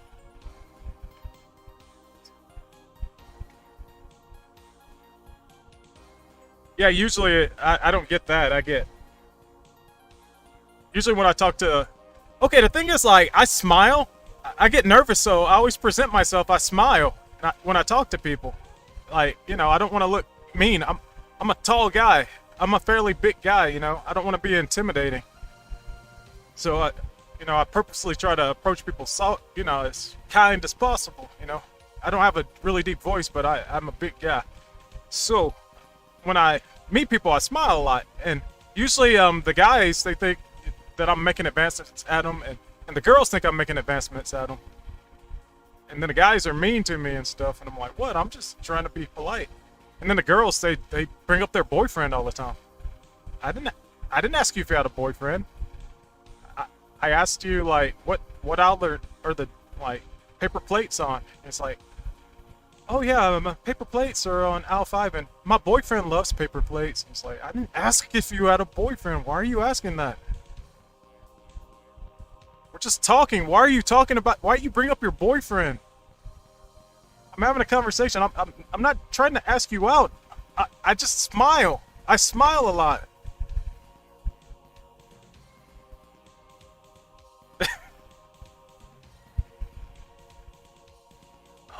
Thank you, Bless. Oh, you used my real name, though. I've got to stick on brand, though. That's why I have to say Alpha Proto. That's why I have people call me Alpha. Proto. It's brand recognition. Yeah, stick with the branding. But yeah, that's usually what happens. Girls bring up their boyfriends or husbands out of thin air. It's like, wow, we're having a nice conversation. But you know, I guess that's respectful. But I guess I'm not. But you know, I like to think that I'm not a flirty person. I have hard enough time speaking to people. Anyway, back to animation and meat pies.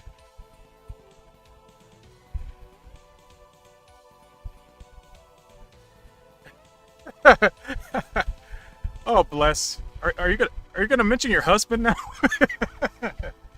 Oh, by the way, have you talked to my husband? It's like, yes, I know your husband. We're just talking. Come on.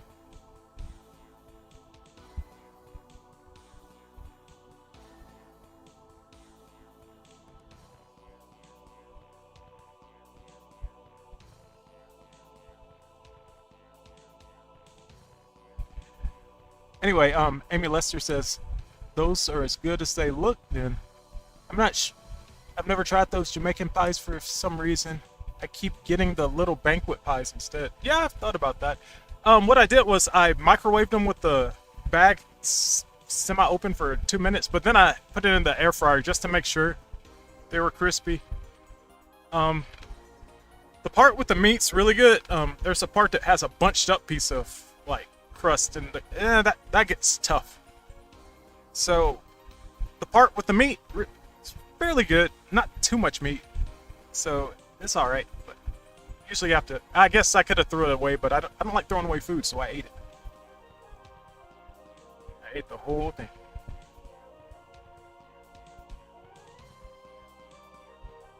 And Bless called me handsomely nice. Yeah, I gotta stop being so nice.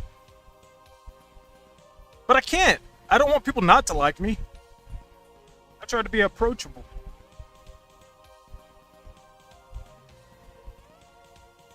I'm not trying to date you or anything. I'm just trying to be polite. I'm trying to be a kind person. There's always older ladies. I guess they like the manners I have.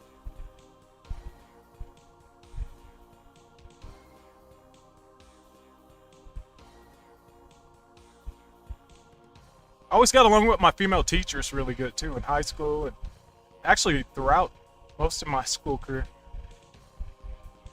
Maybe they thought I was sitting on them. Maybe they thought I was hot for teacher or something.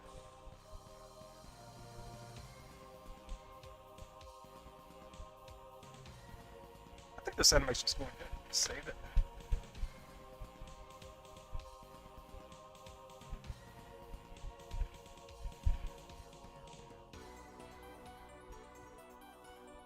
Maybe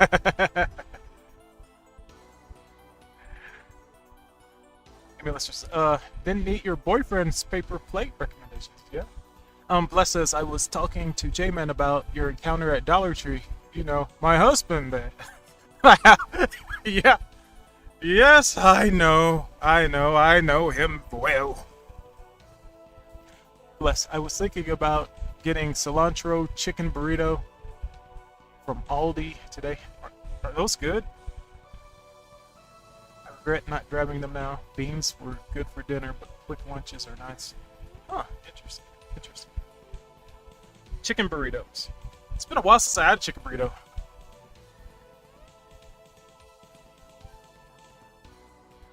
I don't know if they had beans in it, though. Maybe it was like chicken quesadilla. No, yeah. Right.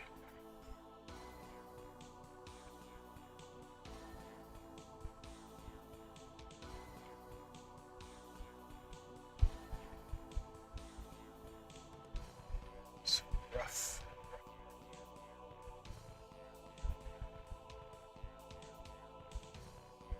These things don't have faces. I have to put a face on.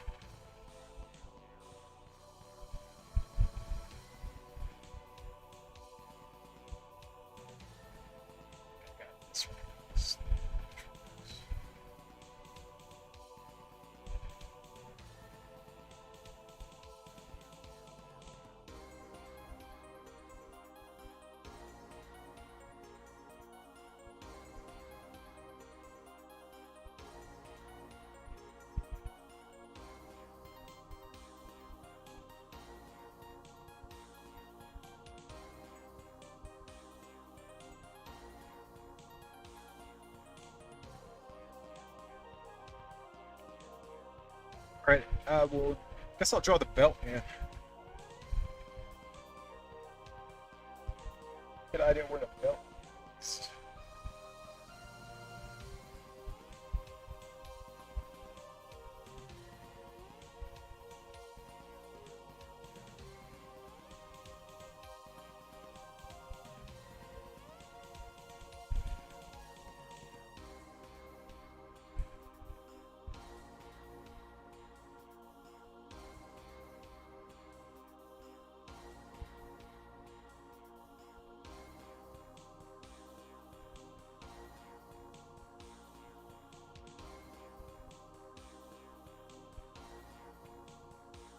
Alright, guess I'll add this tuft of hair.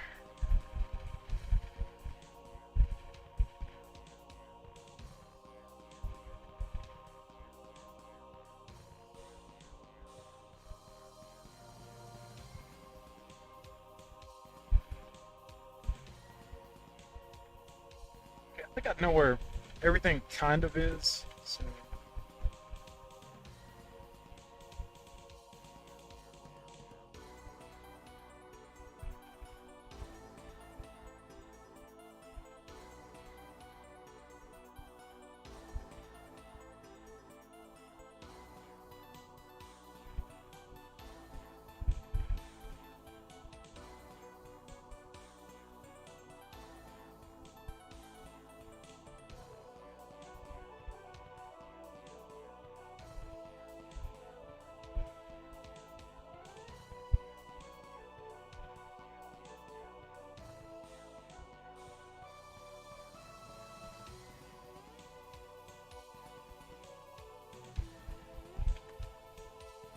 Right. Oh, happy Bible study.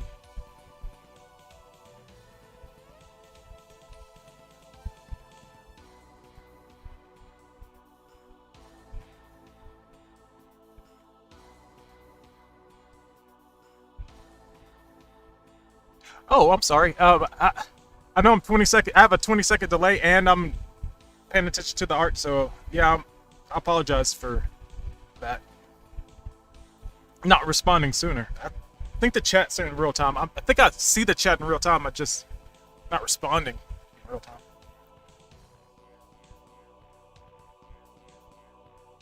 Yep. Amy Lester says they probably just think you're a nice young man. Yeah. Yeah. Either that or, you know, a single eligible bachelor. Buying bachelor meat pies. Les says, I always enjoyed working with you because you were so kind and good conversationalist. I never got the impression you were hitting on me. Oh, that's great. Thank you very much.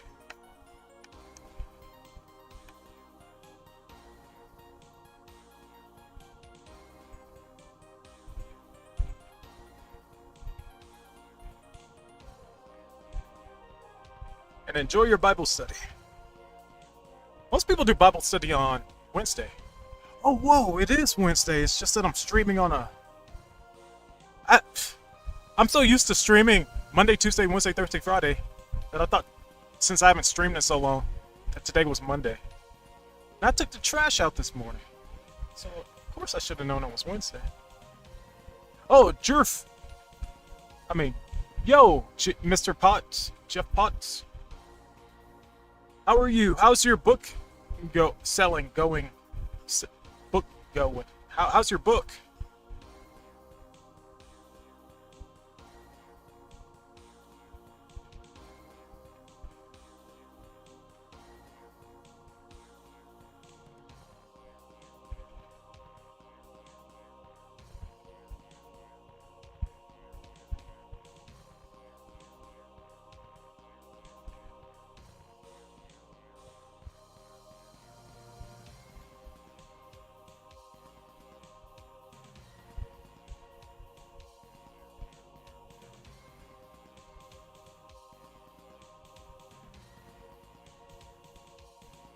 Oh, Jeff Potts says the first book isn't selling at all right now. Oh man. What about the audiobook? How's the audiobook doing? Is the audiobook selling good?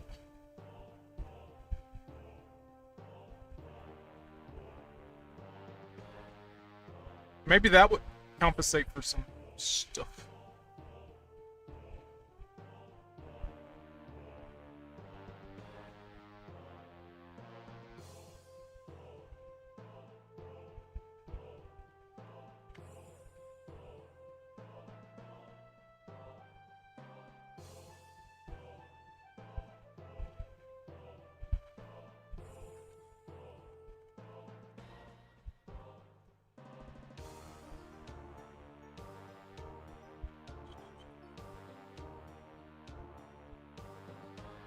It's unacceptable. People should buy the book.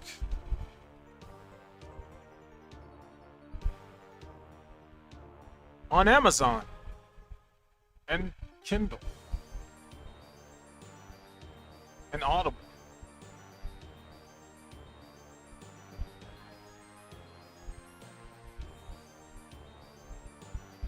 Jeff Potts says, the next book I just finished doing a bunch of edits on, and I'm rewriting the last chapter.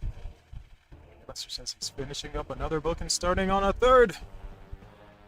Jeff Potts says, I don't know if the auto book sales are good because the royalty report lagged by 2 months. Dang. I got a thanks man from him. It's over 200 books sold. Cool. That's actually a lot of books. I mean, if you stacked all those books in a room, you know, it's like a library. They're not leather bound, I don't think. But paperback, that's should account for something.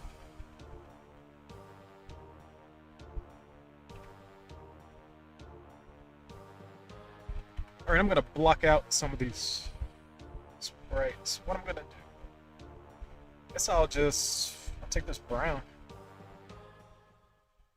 Wait, no, let's use blue. Just blue.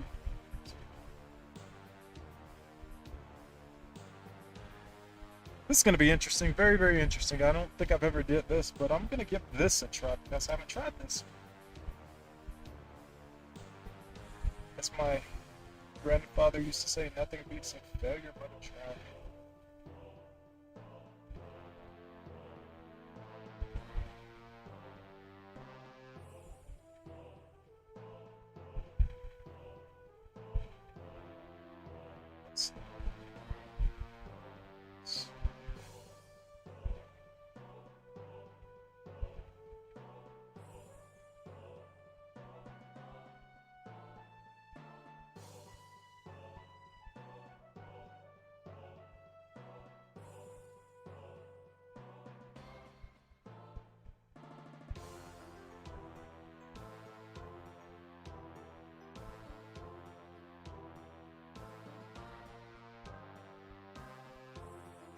Hmm, interesting.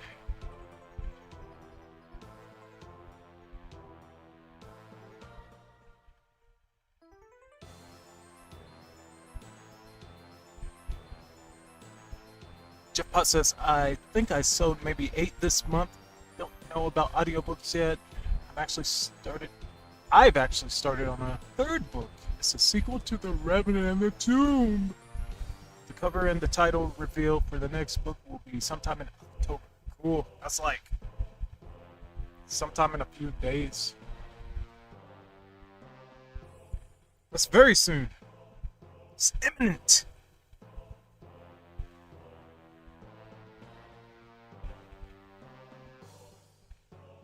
The anticipation.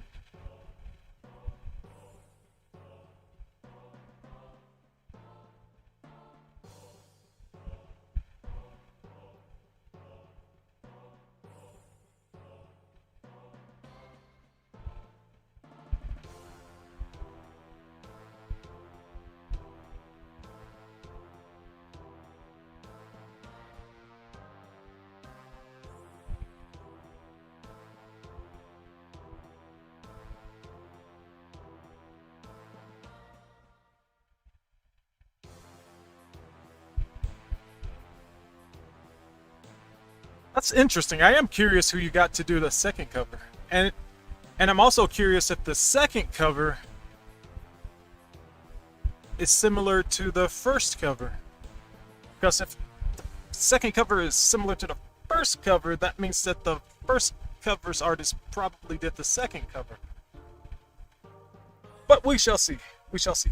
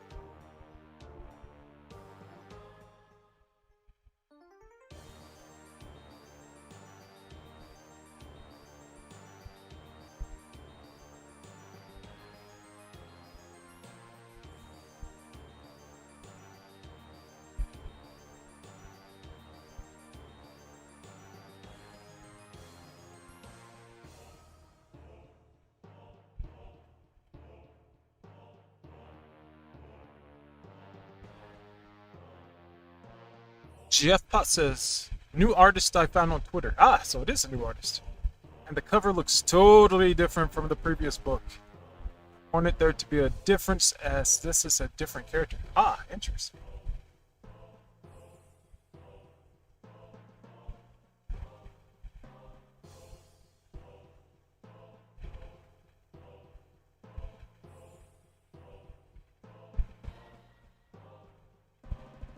No, I'm really curious.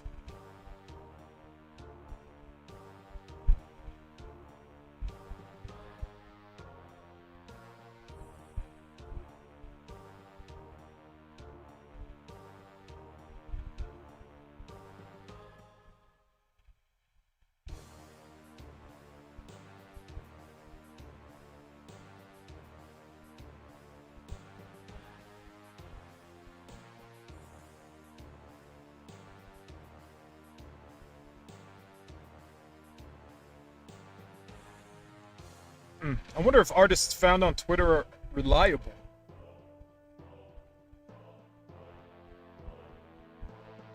Because if Twitter artists have a good reputation, maybe I could be a Twitter artist.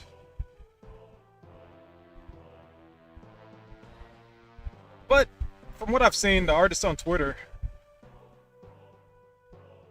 they're good. They have a good work ethic, but once they get the attention and hit the trends and stuff, Don't know if I could hit trends. Not that. I'm always late on stuff like that.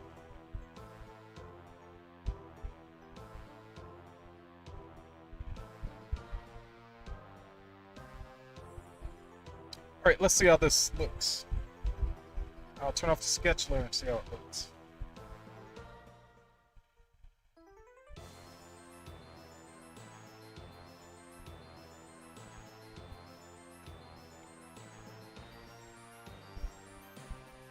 Something weird happened right there.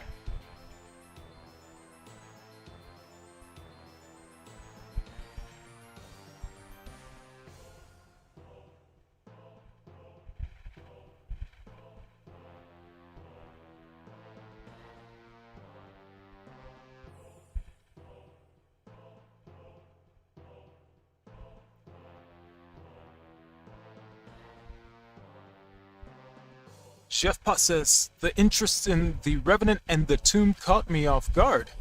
I didn't think Halsidrick was an interesting character. Apparently I was wrong. He's kind of mysterious from what I've read. I guess people just like, you know, I don't know. As far as like appearances and stuff, he's your average, you know, adventurer, I guess.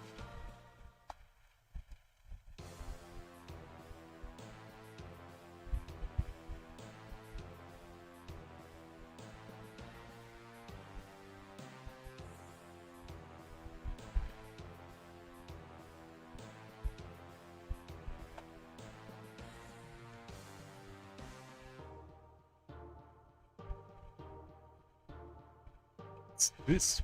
What are those?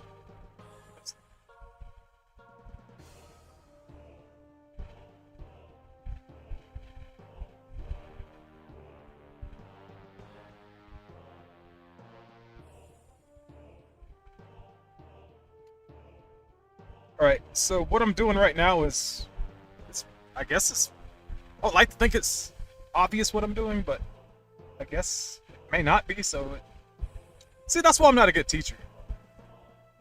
I do stuff and it's like, I either forget to explain what I'm doing or I just don't explain it well. But right now I'm getting the silhouette of the character. There's something I do called the blob method where I usually just blob together a bunch of colors into shapes of the character. I decided to do it different this time. I'm using a silhouette and then I'm going to cut the silhouette into different colors and shapes to make the forms of the character. This is similar to what I do when I do the color flats for drawings I do. What I do is I get the silhouette in one color and then I start using the lasso tool to change the color, you know, of that area. And I'm going to do that with this character.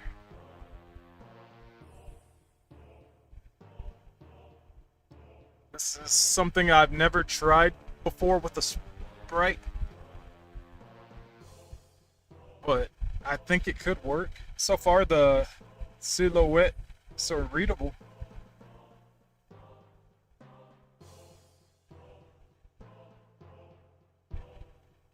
So once I block it out into shapes, I'll just keep refining them until they're done, and then I'll start shading and doing the anti-aliasing and line work. I'll do the line work, then I'll do the anti-alias. But I think it reads well. It's easy to see what's going on, I think, from what I can see.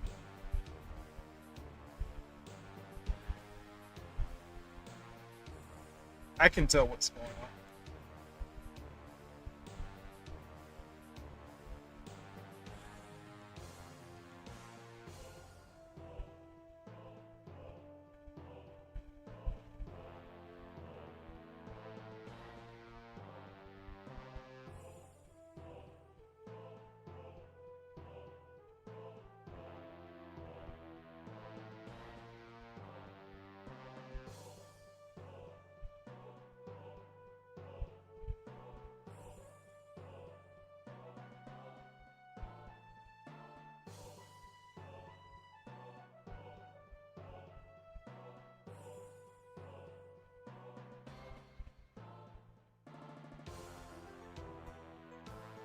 Save.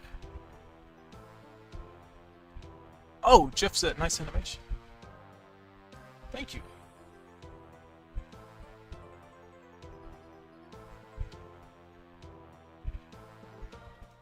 Yeah, I'm gonna block out these major shapes first. So I guess I'm going to do the arms and maybe the body. I'll stick with the arms for now.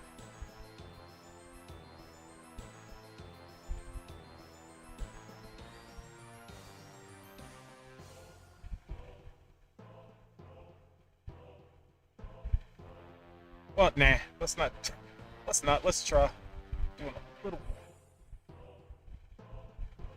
See if I can block out the character faster.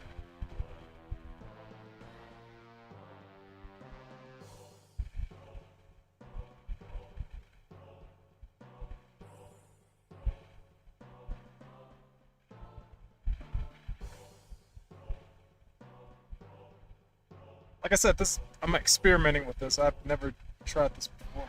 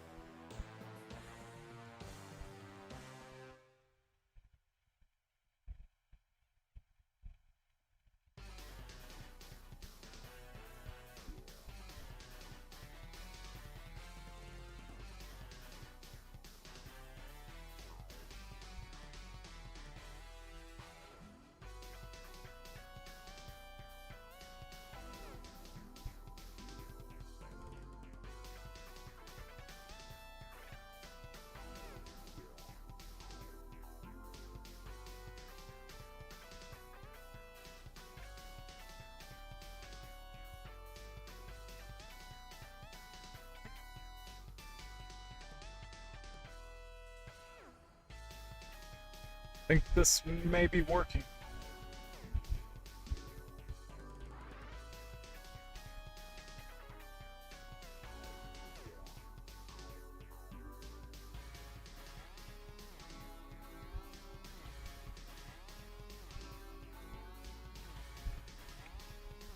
I won't know until I get into like the third color, I guess. And I'll really know.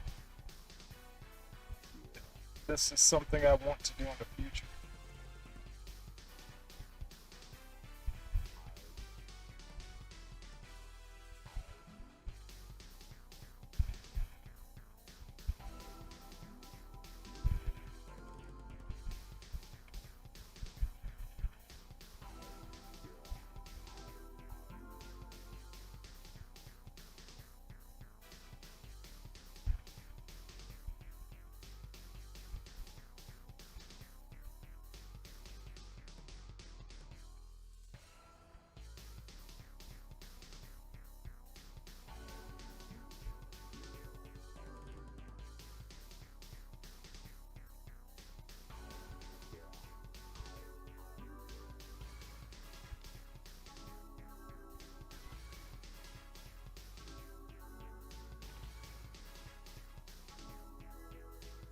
Interesting. Okay, let's get this coat.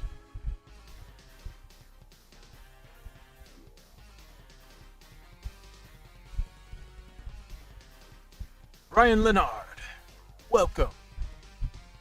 Ryan says, sorry I'm back. I'll eat and get some rest. It's good to see that you're still streaming. Yeah. I don't know if I said hi.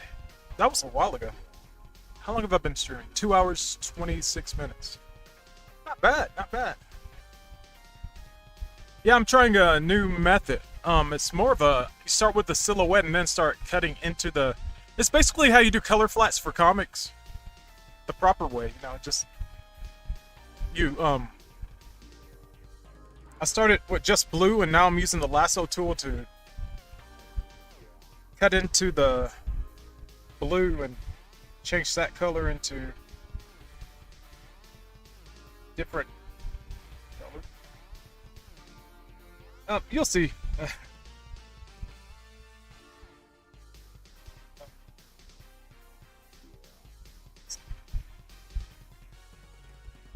All right, let's go.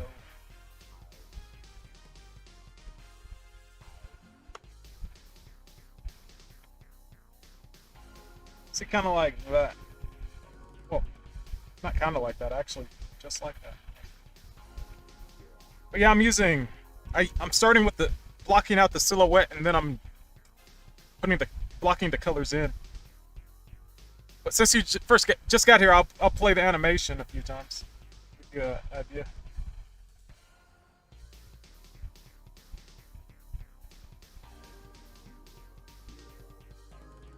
So this is what I sketched out as far as animation, and this is me blocking out the forms of the sprite that I'll have.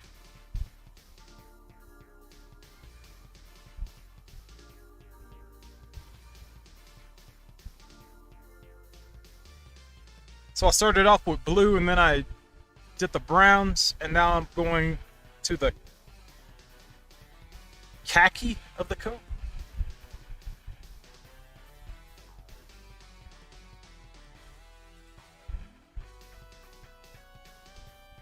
But yeah, this is new to me. I've never tried it this way. I've never done this with the animation before.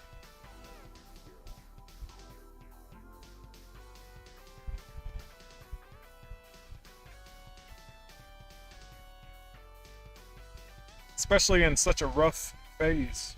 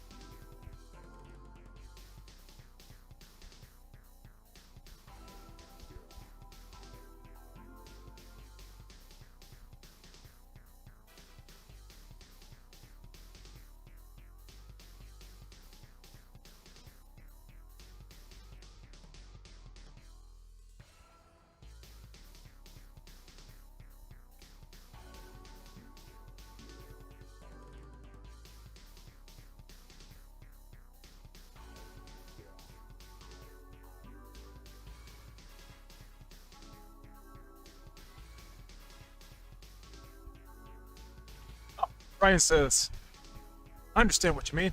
Good. It's nice to know someone does. I tend to not have coherent speech. I think faster than I actually speak.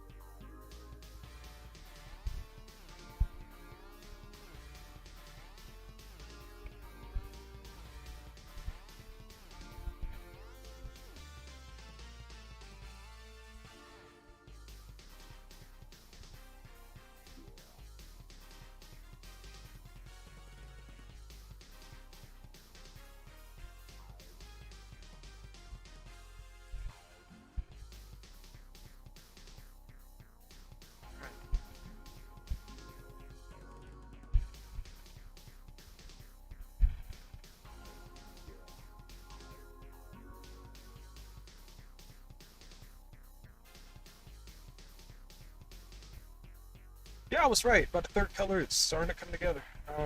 The hat. Gotta get the red of the hat.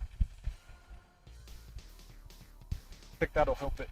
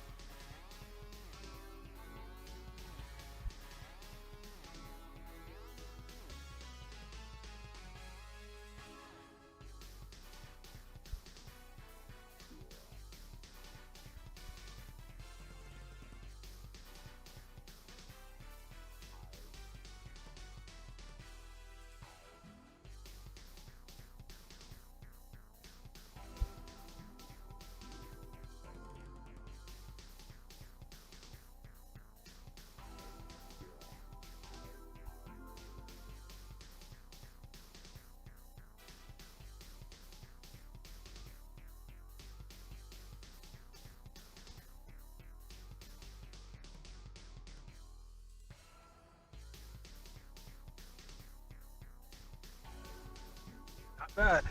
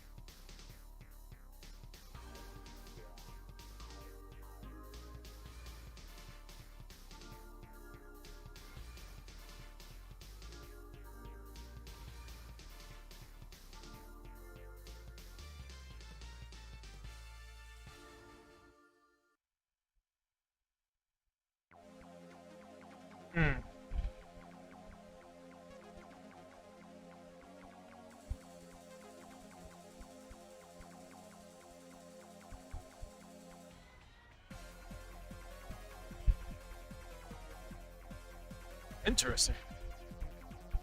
Hey! Ryan says...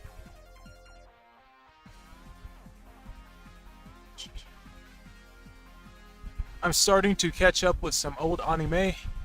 I'm watching the very first Gundam series. Oh, cool. I watched... Well, okay. Gundam Wing came to America on Toonami. I watched that, and then we got DVD player in 2002 with the PlayStation 2. And my brother and I collected the Gundam series, Mobile Suit Gundam, for DVD. And for the most part, we bought them from GameStop when GameStop actually had DVDs, used DVDs they would sell. When GameStop was cool, and they didn't downsize everything.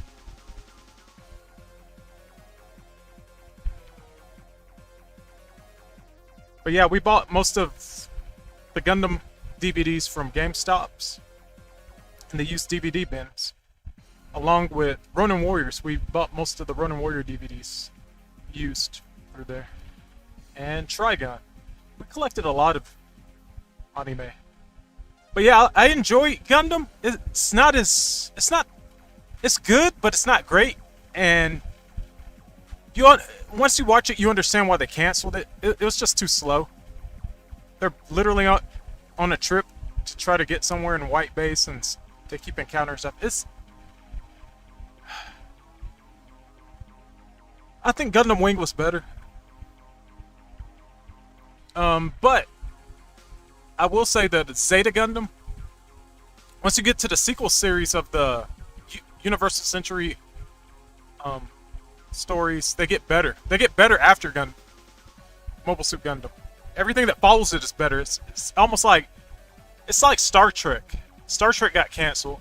Gundam got canceled early, so they rushed everything at the end to fit in the ending. Into the last 2 or 3 episodes, I think. That's what I remember. I may be wrong, but that's what I remember. But just like Star Trek, when they come back with the movies and stuff, it's more refined and it's better. So Zeta Gundam, Char's Counterattack, Double Zeta Gundam, Gundam Unicorn, all that stuff is really good. And it's all based on the foundation that the first Mobile Suit Gundam set, which is interesting because they've actually had a few movies. I think they have a movie recently in theaters that's a redo. They made a movie out of an episode of Gundam. I think that episode actually got cut from the airing in America. I don't know why. 0083, that's good. 0080 is really interesting. It's actually about... It's not even about... It takes place during the war, but... It's about how the people of Zion feel about the Federation and their occupation, which is supposed to mirror how the Japanese felt about American occupation in Japan after the war. So you see the people in space saying, "Ugh, stupid Feddies, I don't like the Feddies," and all that stuff. It's really interesting. It's interesting how it blurs the lines. Well, that's probably not even the best way to put it. It shows that there's when it comes to war's bad in general. That's the message. The message is there's no good guys, there's no bad guys, there's soldiers, and war isn't good, and there could be good people on both sides. And I'm not talking about the evil Federation Zion. I'm talking about the soldiers who have been recruited into Zion. They could be good people, And the Federation is... The thing is, like, after I thought about it, I compared the Zeon and the Earth Federation to the American Revolutionary War. And by that dynamic, that would mean that Zeon were the Americans. But that would mean that but America won, became a nation free of the original country of England. But in Mobile Suit Gundam, the Federation is the original country. It's kind of like the England to America. It's really interesting. But yeah, 0080 War in the Pocket. It's from the perspective of the space people, the space colonies, and it kind of changes.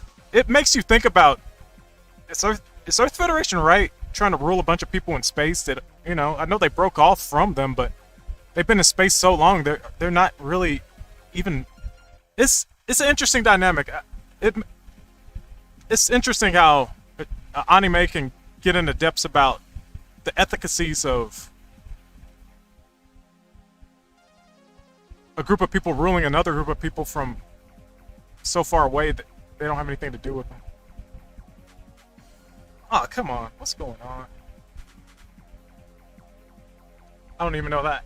I don't know how that happened.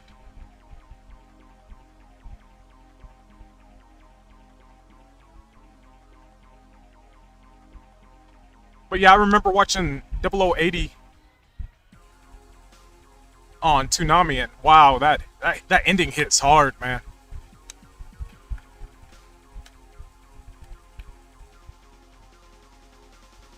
.083, that's an OVA that they showed on Toonami. But the great thing about OVAs, when they show them on Toonami, when you watch an OVA in episode format, it's like, whoa, this is a really high quality show.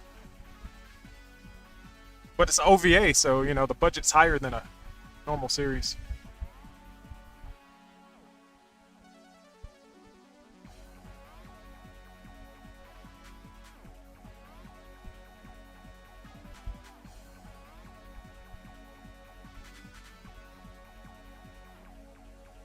Save. What did I just do? Did I just... Now save. Okay.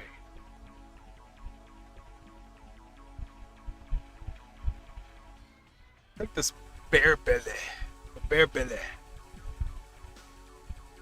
I'm gonna color the bear belly.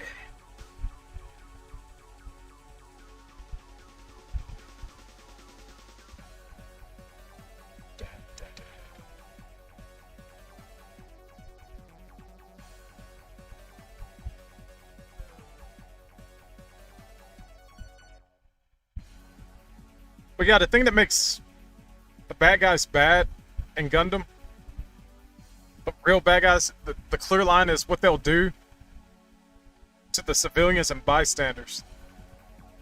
So, you'll ask yourself, is the Federation really the good guy? But then, you see what Zion will do for freedom, and it's like, whoa, that's way too far. I don't know if I can't condone these actions.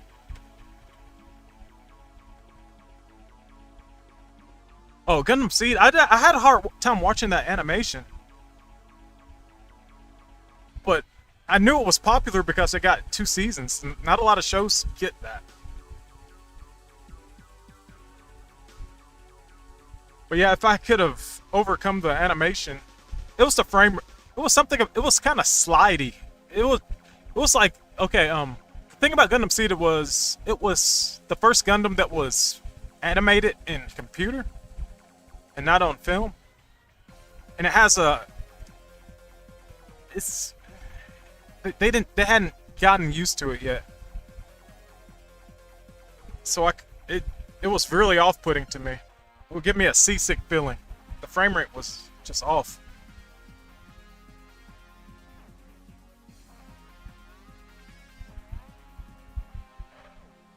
But I wanted to like the show, but I just didn't feel comfortable watching it. It didn't feel right. But I did. Oh, ooh, I did. What the what? Okay. All right. I did end up buying the video game for PlayStation 2, but I only got that because they had it was a Battle Assault game. I didn't know it was a Battle Assault game. It's the best way to put it. It's a arena fighter Battle Assault fighting game, and you can unlock Wing Zero. There's secret paths. You can unlock Wing Zero and G Gundam. The God Gundam, Burning Gundam. Once I found that, I was like, I didn't watch the show, but yeah, I'll play the game. But yeah, I'm partial to the dubs because of Gundam, because they were dubbed by Ocean Group, and I love Ocean Group. Those Canadian actors, I grew up with them and I didn't realize it until later. Like, all the shows I'd watched had their voice actors in them, and I was like, wow. Mega Man. Hey, they're in Mega Man. Oh, they're in Mummies Alive. Oh, they're in Darkstalkers. Oh, they're in the other Darkstalkers. Oh, they're in this Gundam. They're in Gundam Wing. They're in Dragon Ball. They're in Dragon Ball Z. They were in everything I watched.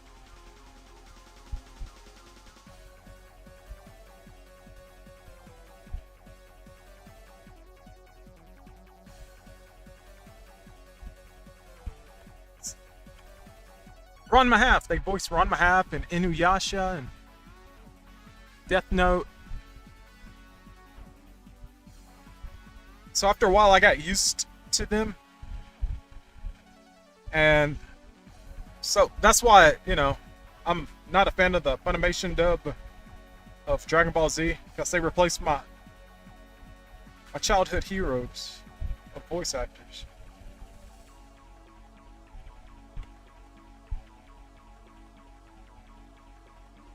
I was happy that the dub was more accurate. But I missed my friend. They were like friends.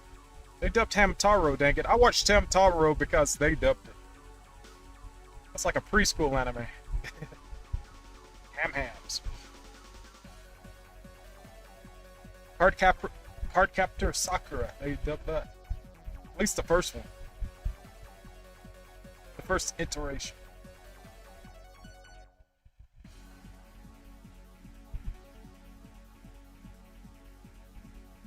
Yeah, I don't know if it's petty. I think it's loyalty, brand loyalty. I don't like hearing my character's voices turn into other people.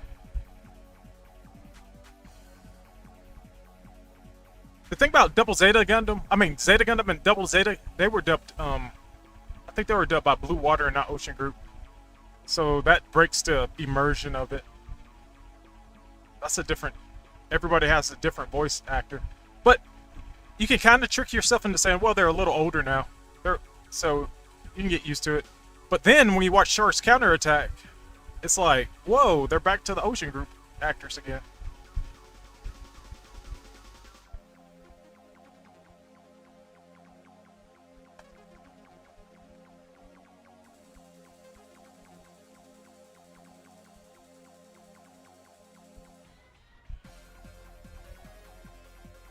But yeah, I was like talking for the past like 20 minutes. I should actually read these comments.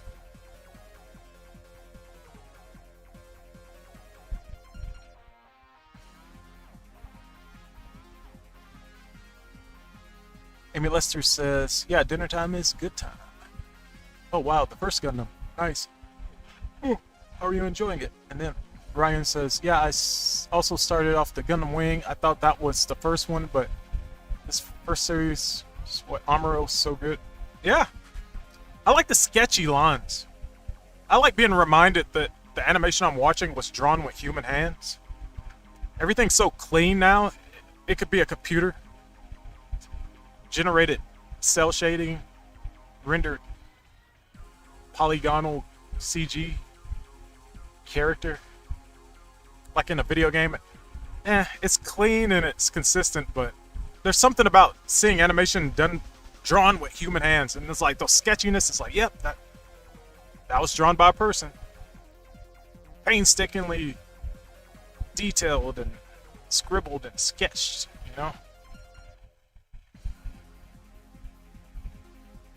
That's what I like about old animation in general.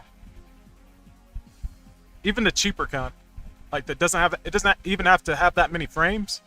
I just like the hand drawn look.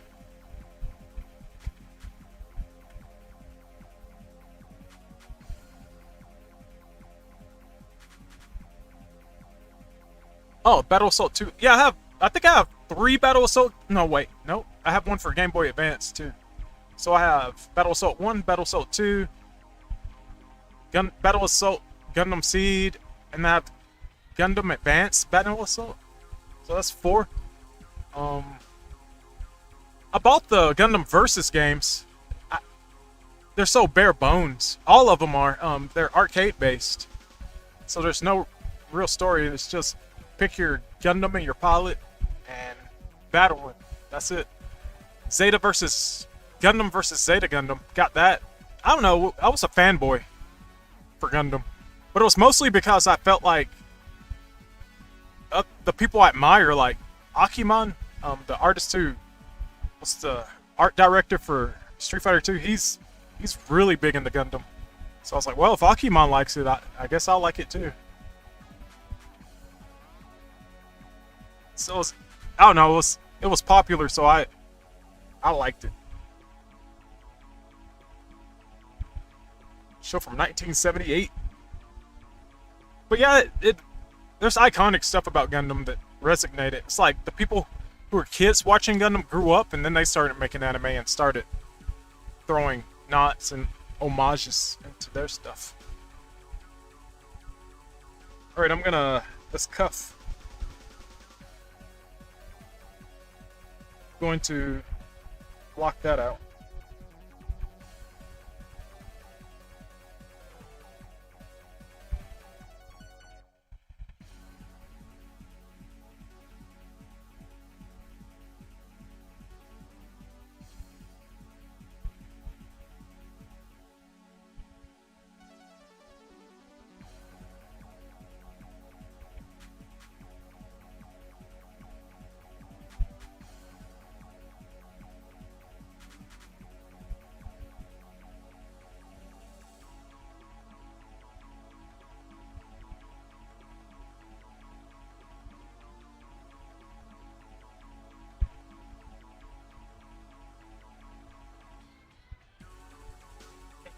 Interesting.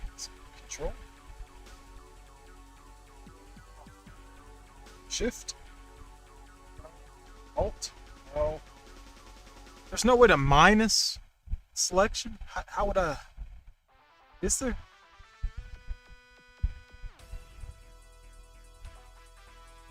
Left button replaces add. Right button removes from... Oh, I could just hold the button while I select and that'll... Wait. So that's how I select. So I hold this. No, wait. I've already... No. Never mind. I can't do that because I already set my, the shortcuts to my pen.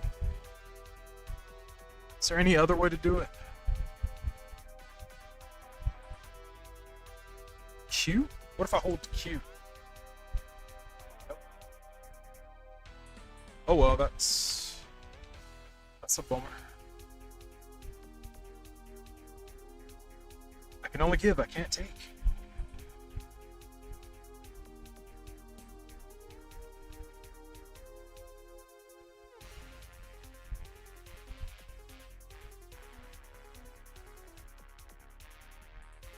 The current theme is CPS2 Original Doppelganger, Final Arrangement by Wizzy Whippet Wonderful. Why did it do that? Okay, I'm gonna close that window if I can. Dashboard, Streamlabs. So, there we go. There, now it shouldn't do that again.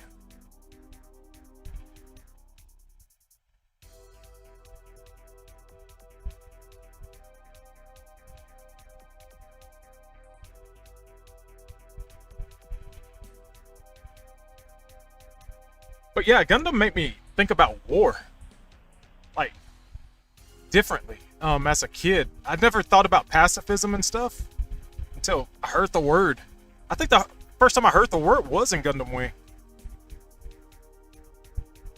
And that makes sense because Japan is a nation that doesn't really have its own army.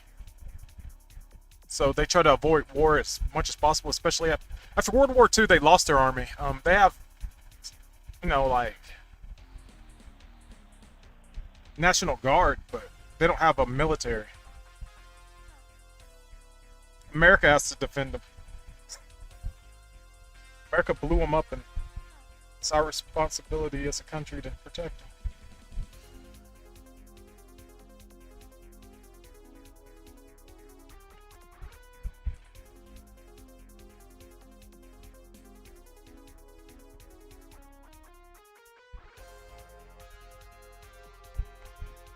But yeah, after what they suffered in World War II, it's easy to see why they don't condone war.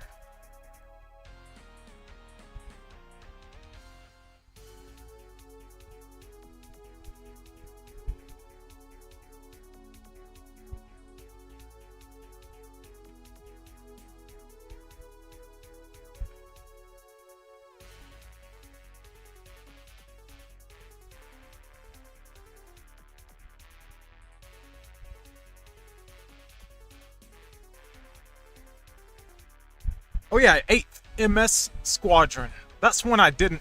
I collected it on DVD, never got around to watching it, but that takes place during Universal Century, parallels to Amuro's adventure, so after you're done with the original Mobile Suit Gundam, you can watch the 8th MS.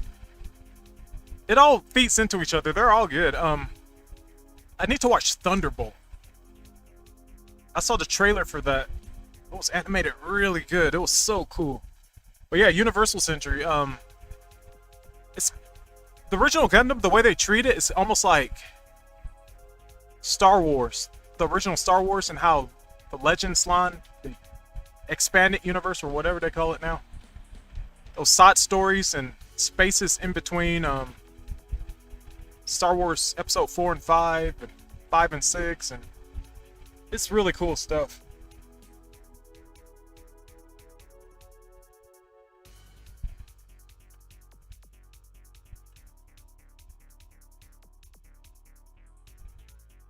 I'm not even that into sci-fi anime.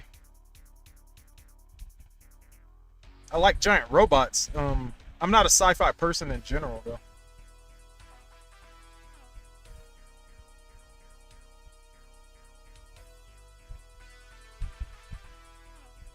I lean towards modern era stuff or fantasy era or,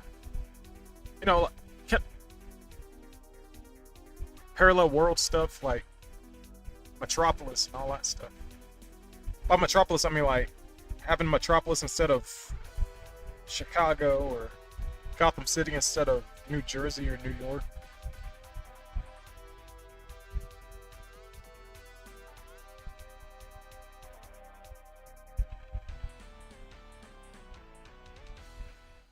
It's like, what? How did I even...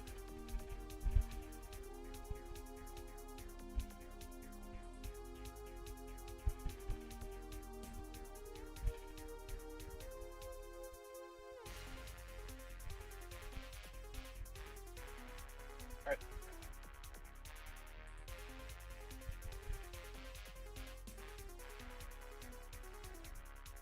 But yeah, science fiction, it's tough.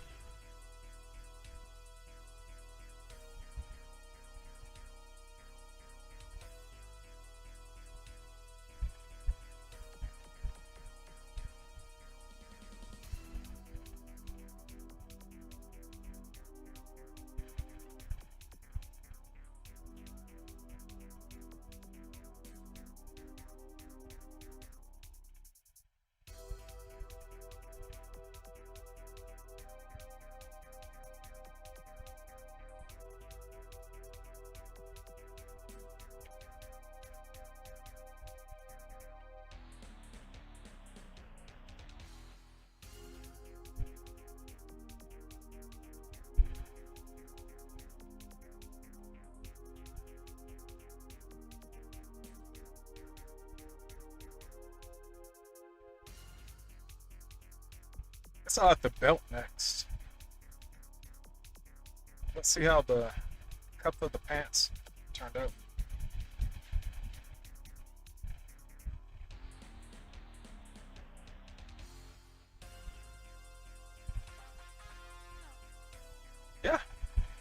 It's all coming together.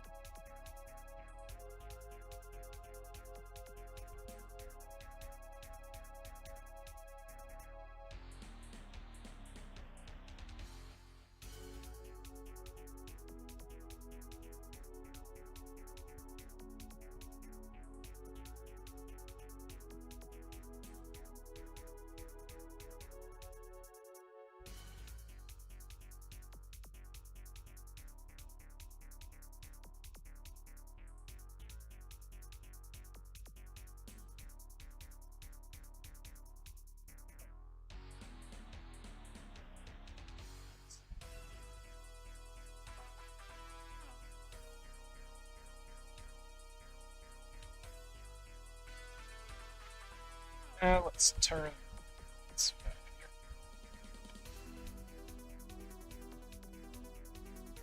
Maybe too far.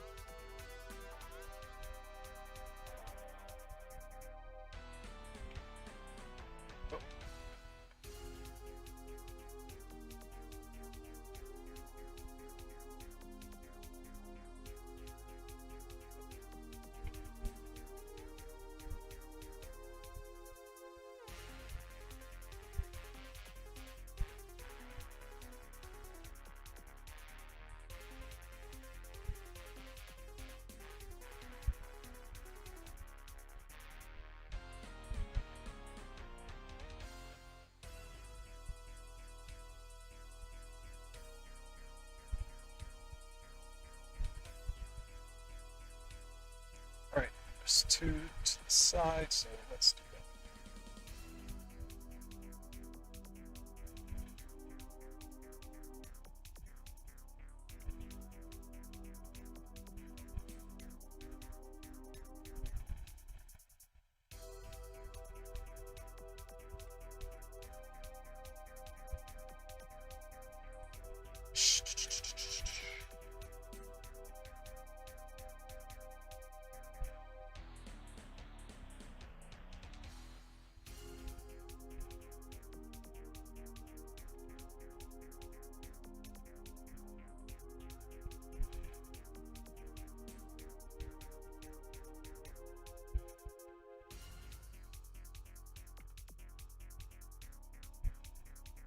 Okay, I guess I'll add another belt loop.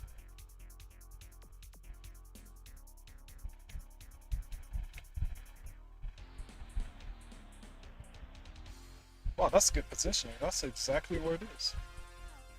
Alright, let's know what you're cooking.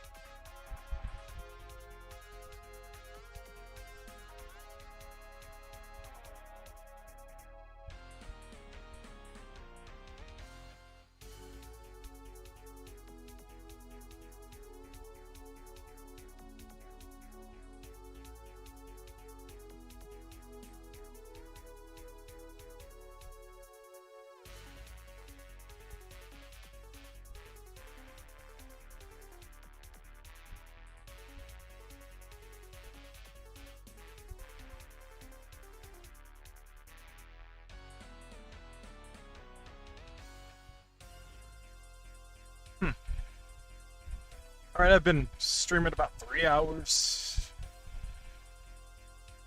I think you get the general idea of how I'm approaching this animation.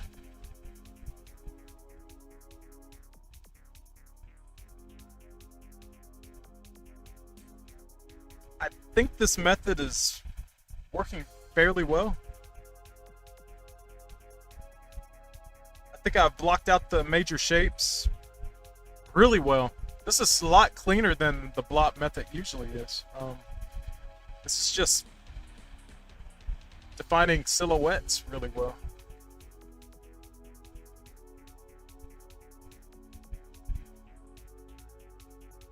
I may need to exaggerate a few poses a little more, but looking at this the way it is right now, it looks nice. If this was a game like, hey, Yuki Pixels is here. Hello, Yuki Pixels. Nice to meet you. I'm not sure if I've met you before.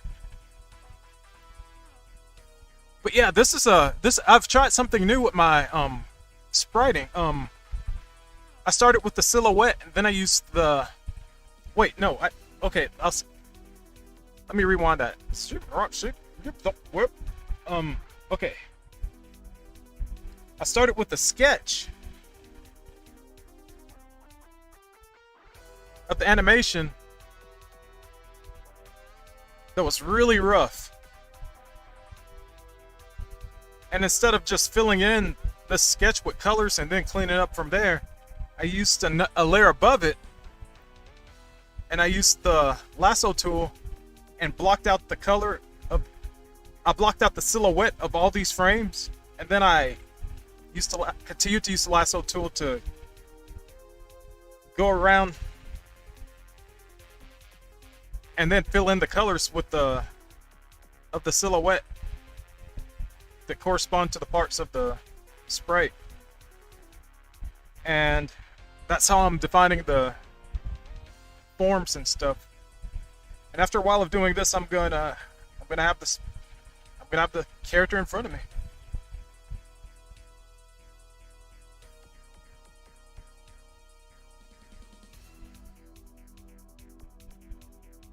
I think this is really cool.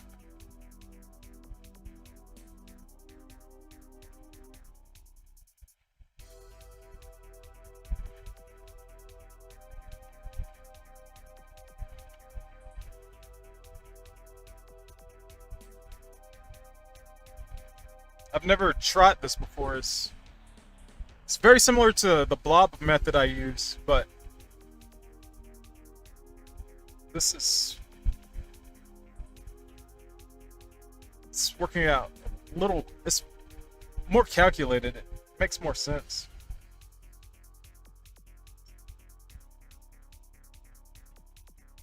It's not as random as the blob method usually is that I use.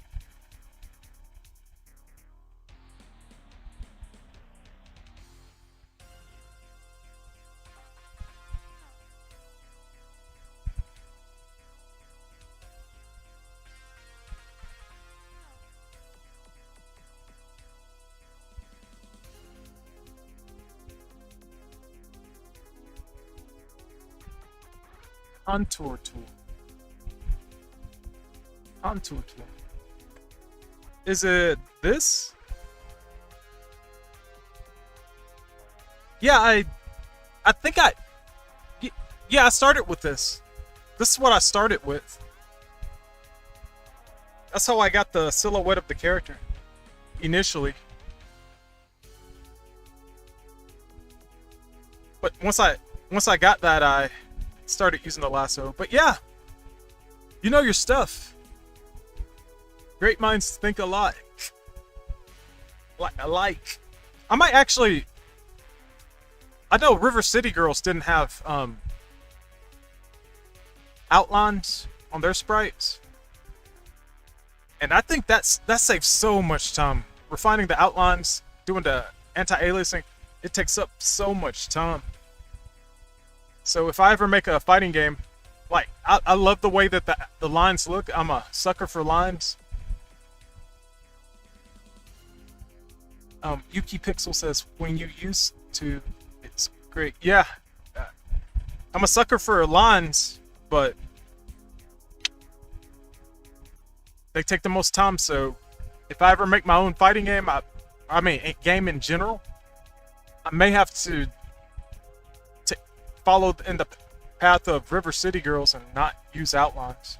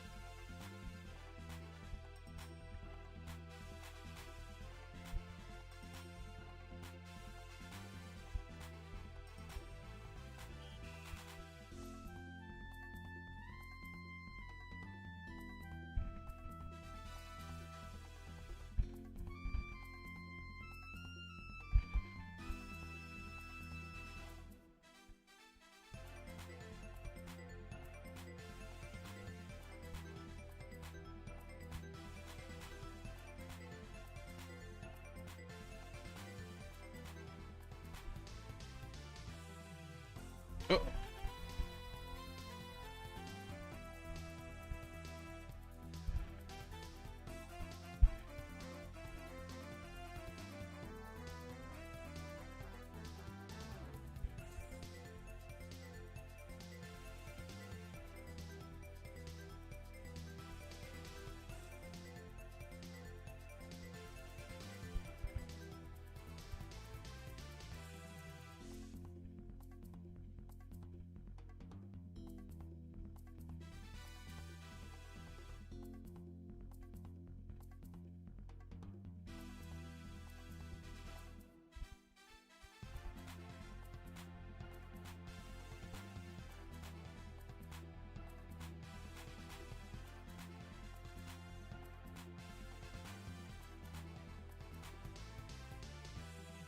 A tool that I really liked the graphics skill had was the color replacements. Well, I was talking about this earlier before you got here. That's one thing I wish that a sprite had.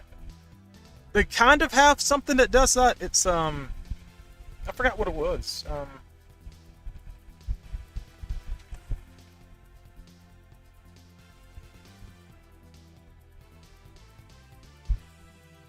There's an option to. There's a brush where you could, once you go over a line, each time you go over a line, it changes the color to a different shade. I thought that was similar, but huh?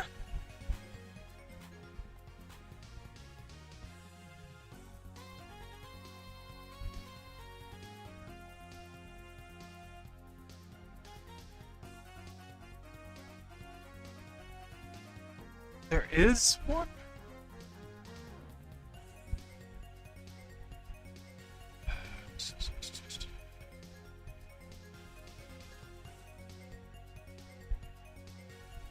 Is it stroke?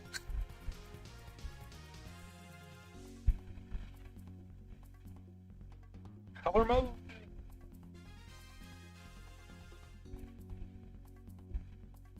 Shift R.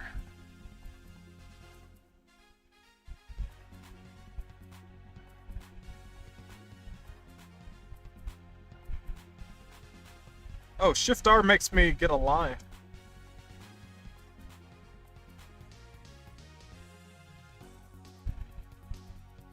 Oh, Shift R.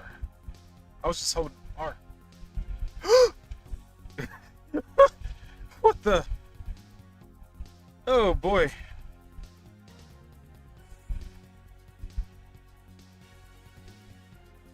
me do that again.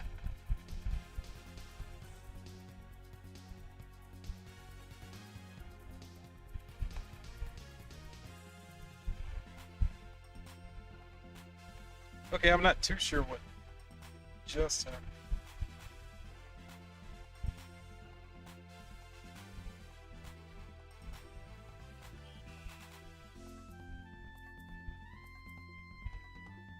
Wow. Replace color. Whoa, whoa, whoa. Wow. I don't know if I'll even remember this. I'll have to go back to this stream over and over just to see if I can. Thank you very much, Yuki Pixel. I'm not used to other spiders showing up. I mean, your name's Yuki Pixels. Yeah, you know your stuff when it comes to pixels. Wow, I appreciate it. I'm still new to I'm still new to a sprite. I've been using it about a year now. Probably a year and a month. I think I started using it sometime August of 20. Wait, was that last year or the year before? I think it was last year. August of last year. Oh, cool. Wolf animation. One of my favorite animations is this werewolf transformation I saw on DeviantArt. I saved it years ago.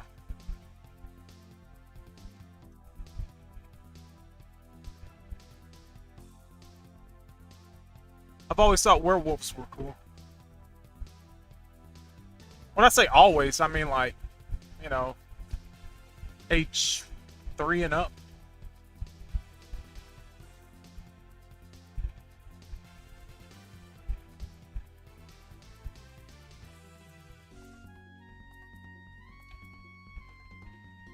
But yeah, quadruped animations are fun too.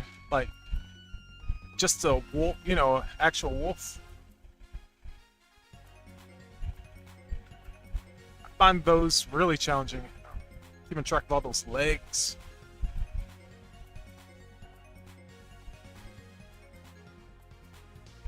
Let me see if I can find it. It's probably one of the first I saved. Oh, I'll press play on here for everyone to have something to look at.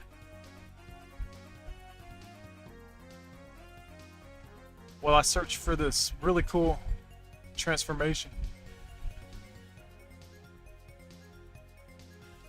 I usually don't go to DeviantArt that much anymore, since they revamped it for phones and tablets and stuff.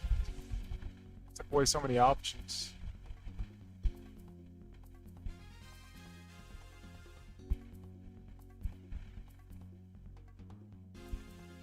But there's a lot of talent on here. I have most of my artwork from 2004 and up on here.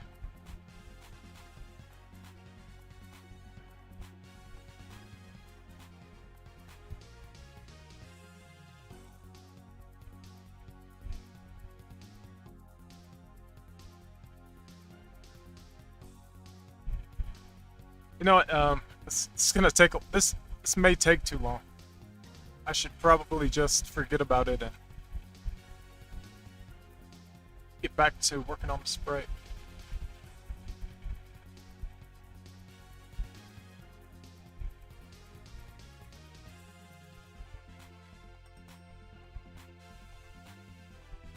Where can we find your animations, Yuki Pixel? Do you have a gallery or Twitter account or?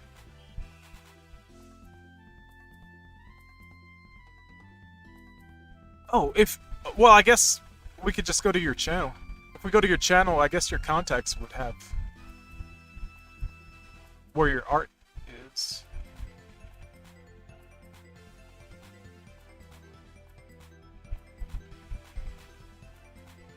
I'm starting to think I'm not going to find this animation.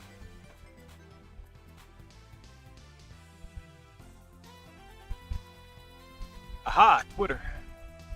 Everyone follow Yuki Pixels on Twitter.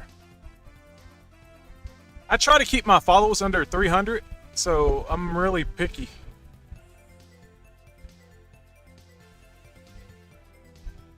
but I do have private follows. So if you're not in my follows, you're probably in my private follows.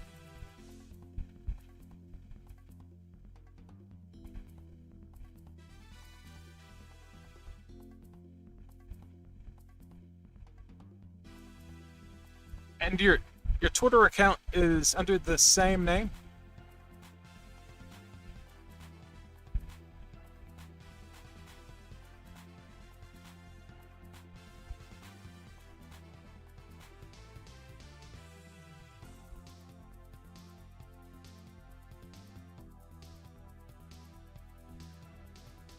Oh boy, I'm not gonna find this animation.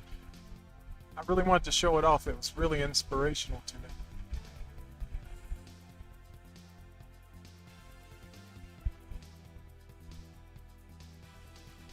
Aha! Hey! That's cool.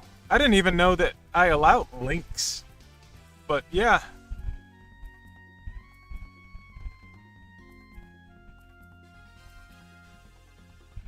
That works.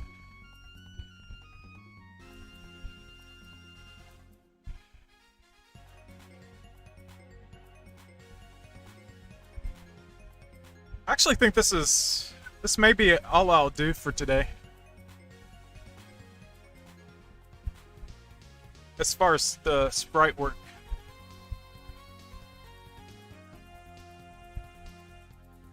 I think everyone's pretty much got the idea of how I'm blocking out the shapes and forms.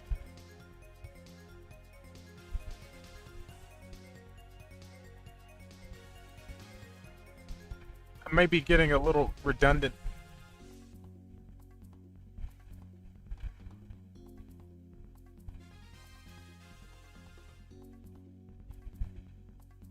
Plus it's dinner time. I really want to show this wolf animation. Okay, I'll go too. I'm 32 pages in and I haven't found this animation I wanted to show everyone. So I will. It may be one of the first pages. So I have 63 pages of favorites. Here it is. Yep, it was on the second page. Okay. Check this out. So cool.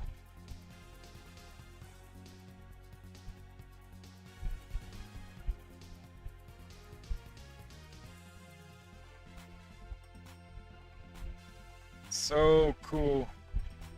Love that. It's awesome. Abyss Wolf. I think he did a second version.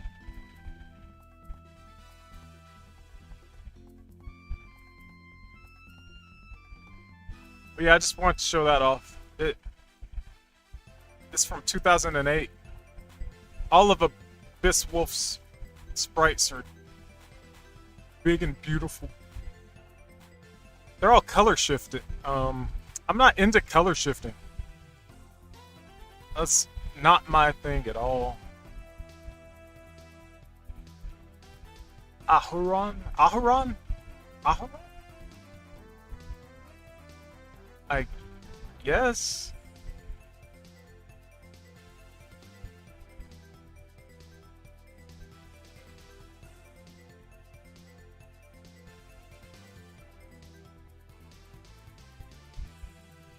Oh wait, that was the second animation. The first one is right here. It's simplified even more. That's a smaller sprite. But it's cool.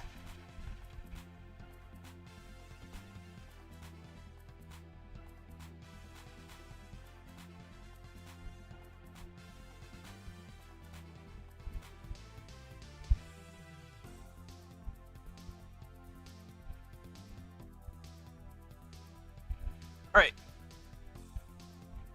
Ahuron on Twitter. Oh, okay. Yeah, I'll check that out. But that's really cool. That's really cool.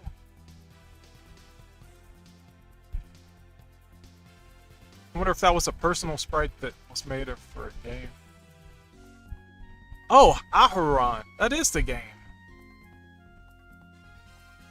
It says it right here. At least I think it's for a game, or it's the person's name. Aharon. Okay. Hmm.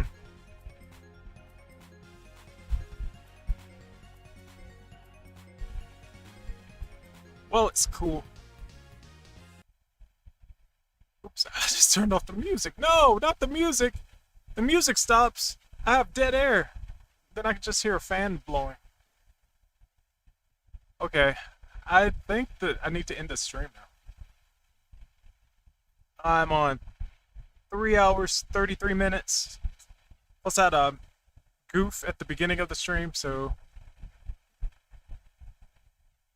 I think it's a good time to just say thank you to everyone and end the stream, and then I can go get something to eat. I think I'll cook burgers or something.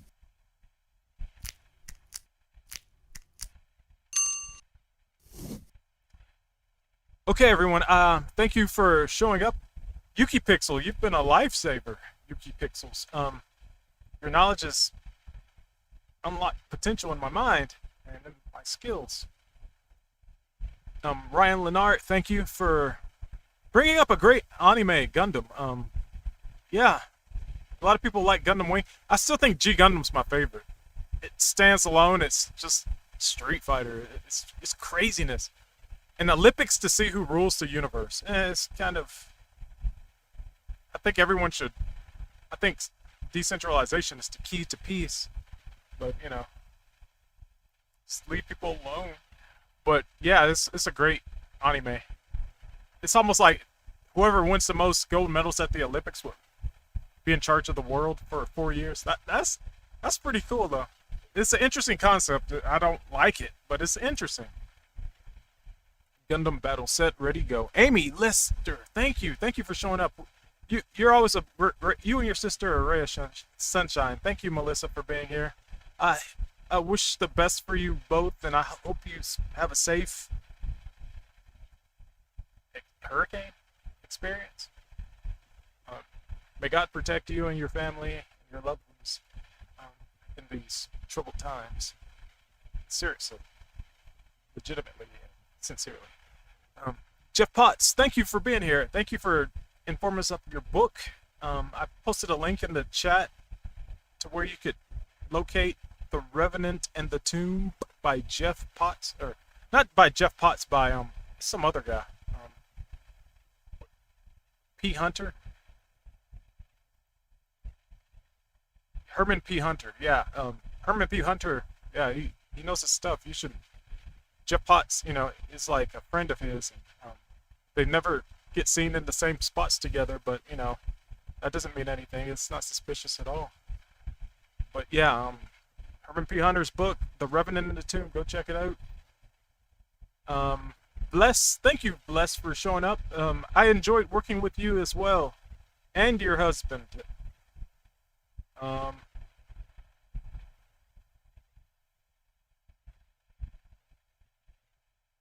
I didn't have as much luck with Miss Kozlowski, but I don't know. I'm never gonna let that go. But yeah, hopefully we can all get together again, play Smash Brothers, and I always enjoyed getting together with your family. I was like, wow. Every time I get around families, I'm like, wow, I've never had an experience like this before. This is really nice. This is what a family is like. People actually talk to each other. Shroop, thank you, Shroop, for joining us and keeping us company. You know, you're really cool, Shroop. Graphicus was here. Just stopped by, said hi. You know, walked into the saloon, tipped the hat, walked out. That works too. Chris David Alecron, very good. Thank you for your compliment. Thank you for stopping by. Christian David Alcron Villegrea. Yeah. A11 Dash, Underdash, Dash, Mo was here. Yeah. I had a lot of people here today. I had a lot of people anticipating my return, I guess. That and I posted links in like several Discords. I appreciate everyone showing up. It's Trap Productions, of course. Wizzy, thank you for the music. You serenaded us with your awesome beats and themes and CPS 2 style. Until I just accidentally closed the window. But Ace Joe the Man was here. Ace the Man Joe. But yeah, that's a lot of people. I really appreciate it. Yuki Pixel says, bye bye, bon appetit. Bye bye, Yuki Pixel. Yeah, I'll have to check you out. I'll probably end up following. I definitely will follow you on Twitch. Yeah, everyone follow Yuki Pixels. Yuki Pixels knows what Yuki Pixels is talking about. You know, Yuki Pixels knows the way around a sprite. I need a sensei to help me with that. I have a sensei for animation, but I need a sensei for pixel art. I'm learning this software. I'm lost. I need a guide. Be my Sherpa up this mountain of pixels. But anyway, I appreciate everyone showing up and keeping me company and reminding me why I do this streaming stuff. Because it gets lonely. Art's lonely. Lonely, struggling artist. Kept company by a computer screen and the sound of a fan. But occasionally with some awesome people in the chat. So, Amy Lester, yeah. I'll see you around, Amy. You and Melissa, I'll see you around. But until next time, be seeing you. Stay out of trouble. Yeah.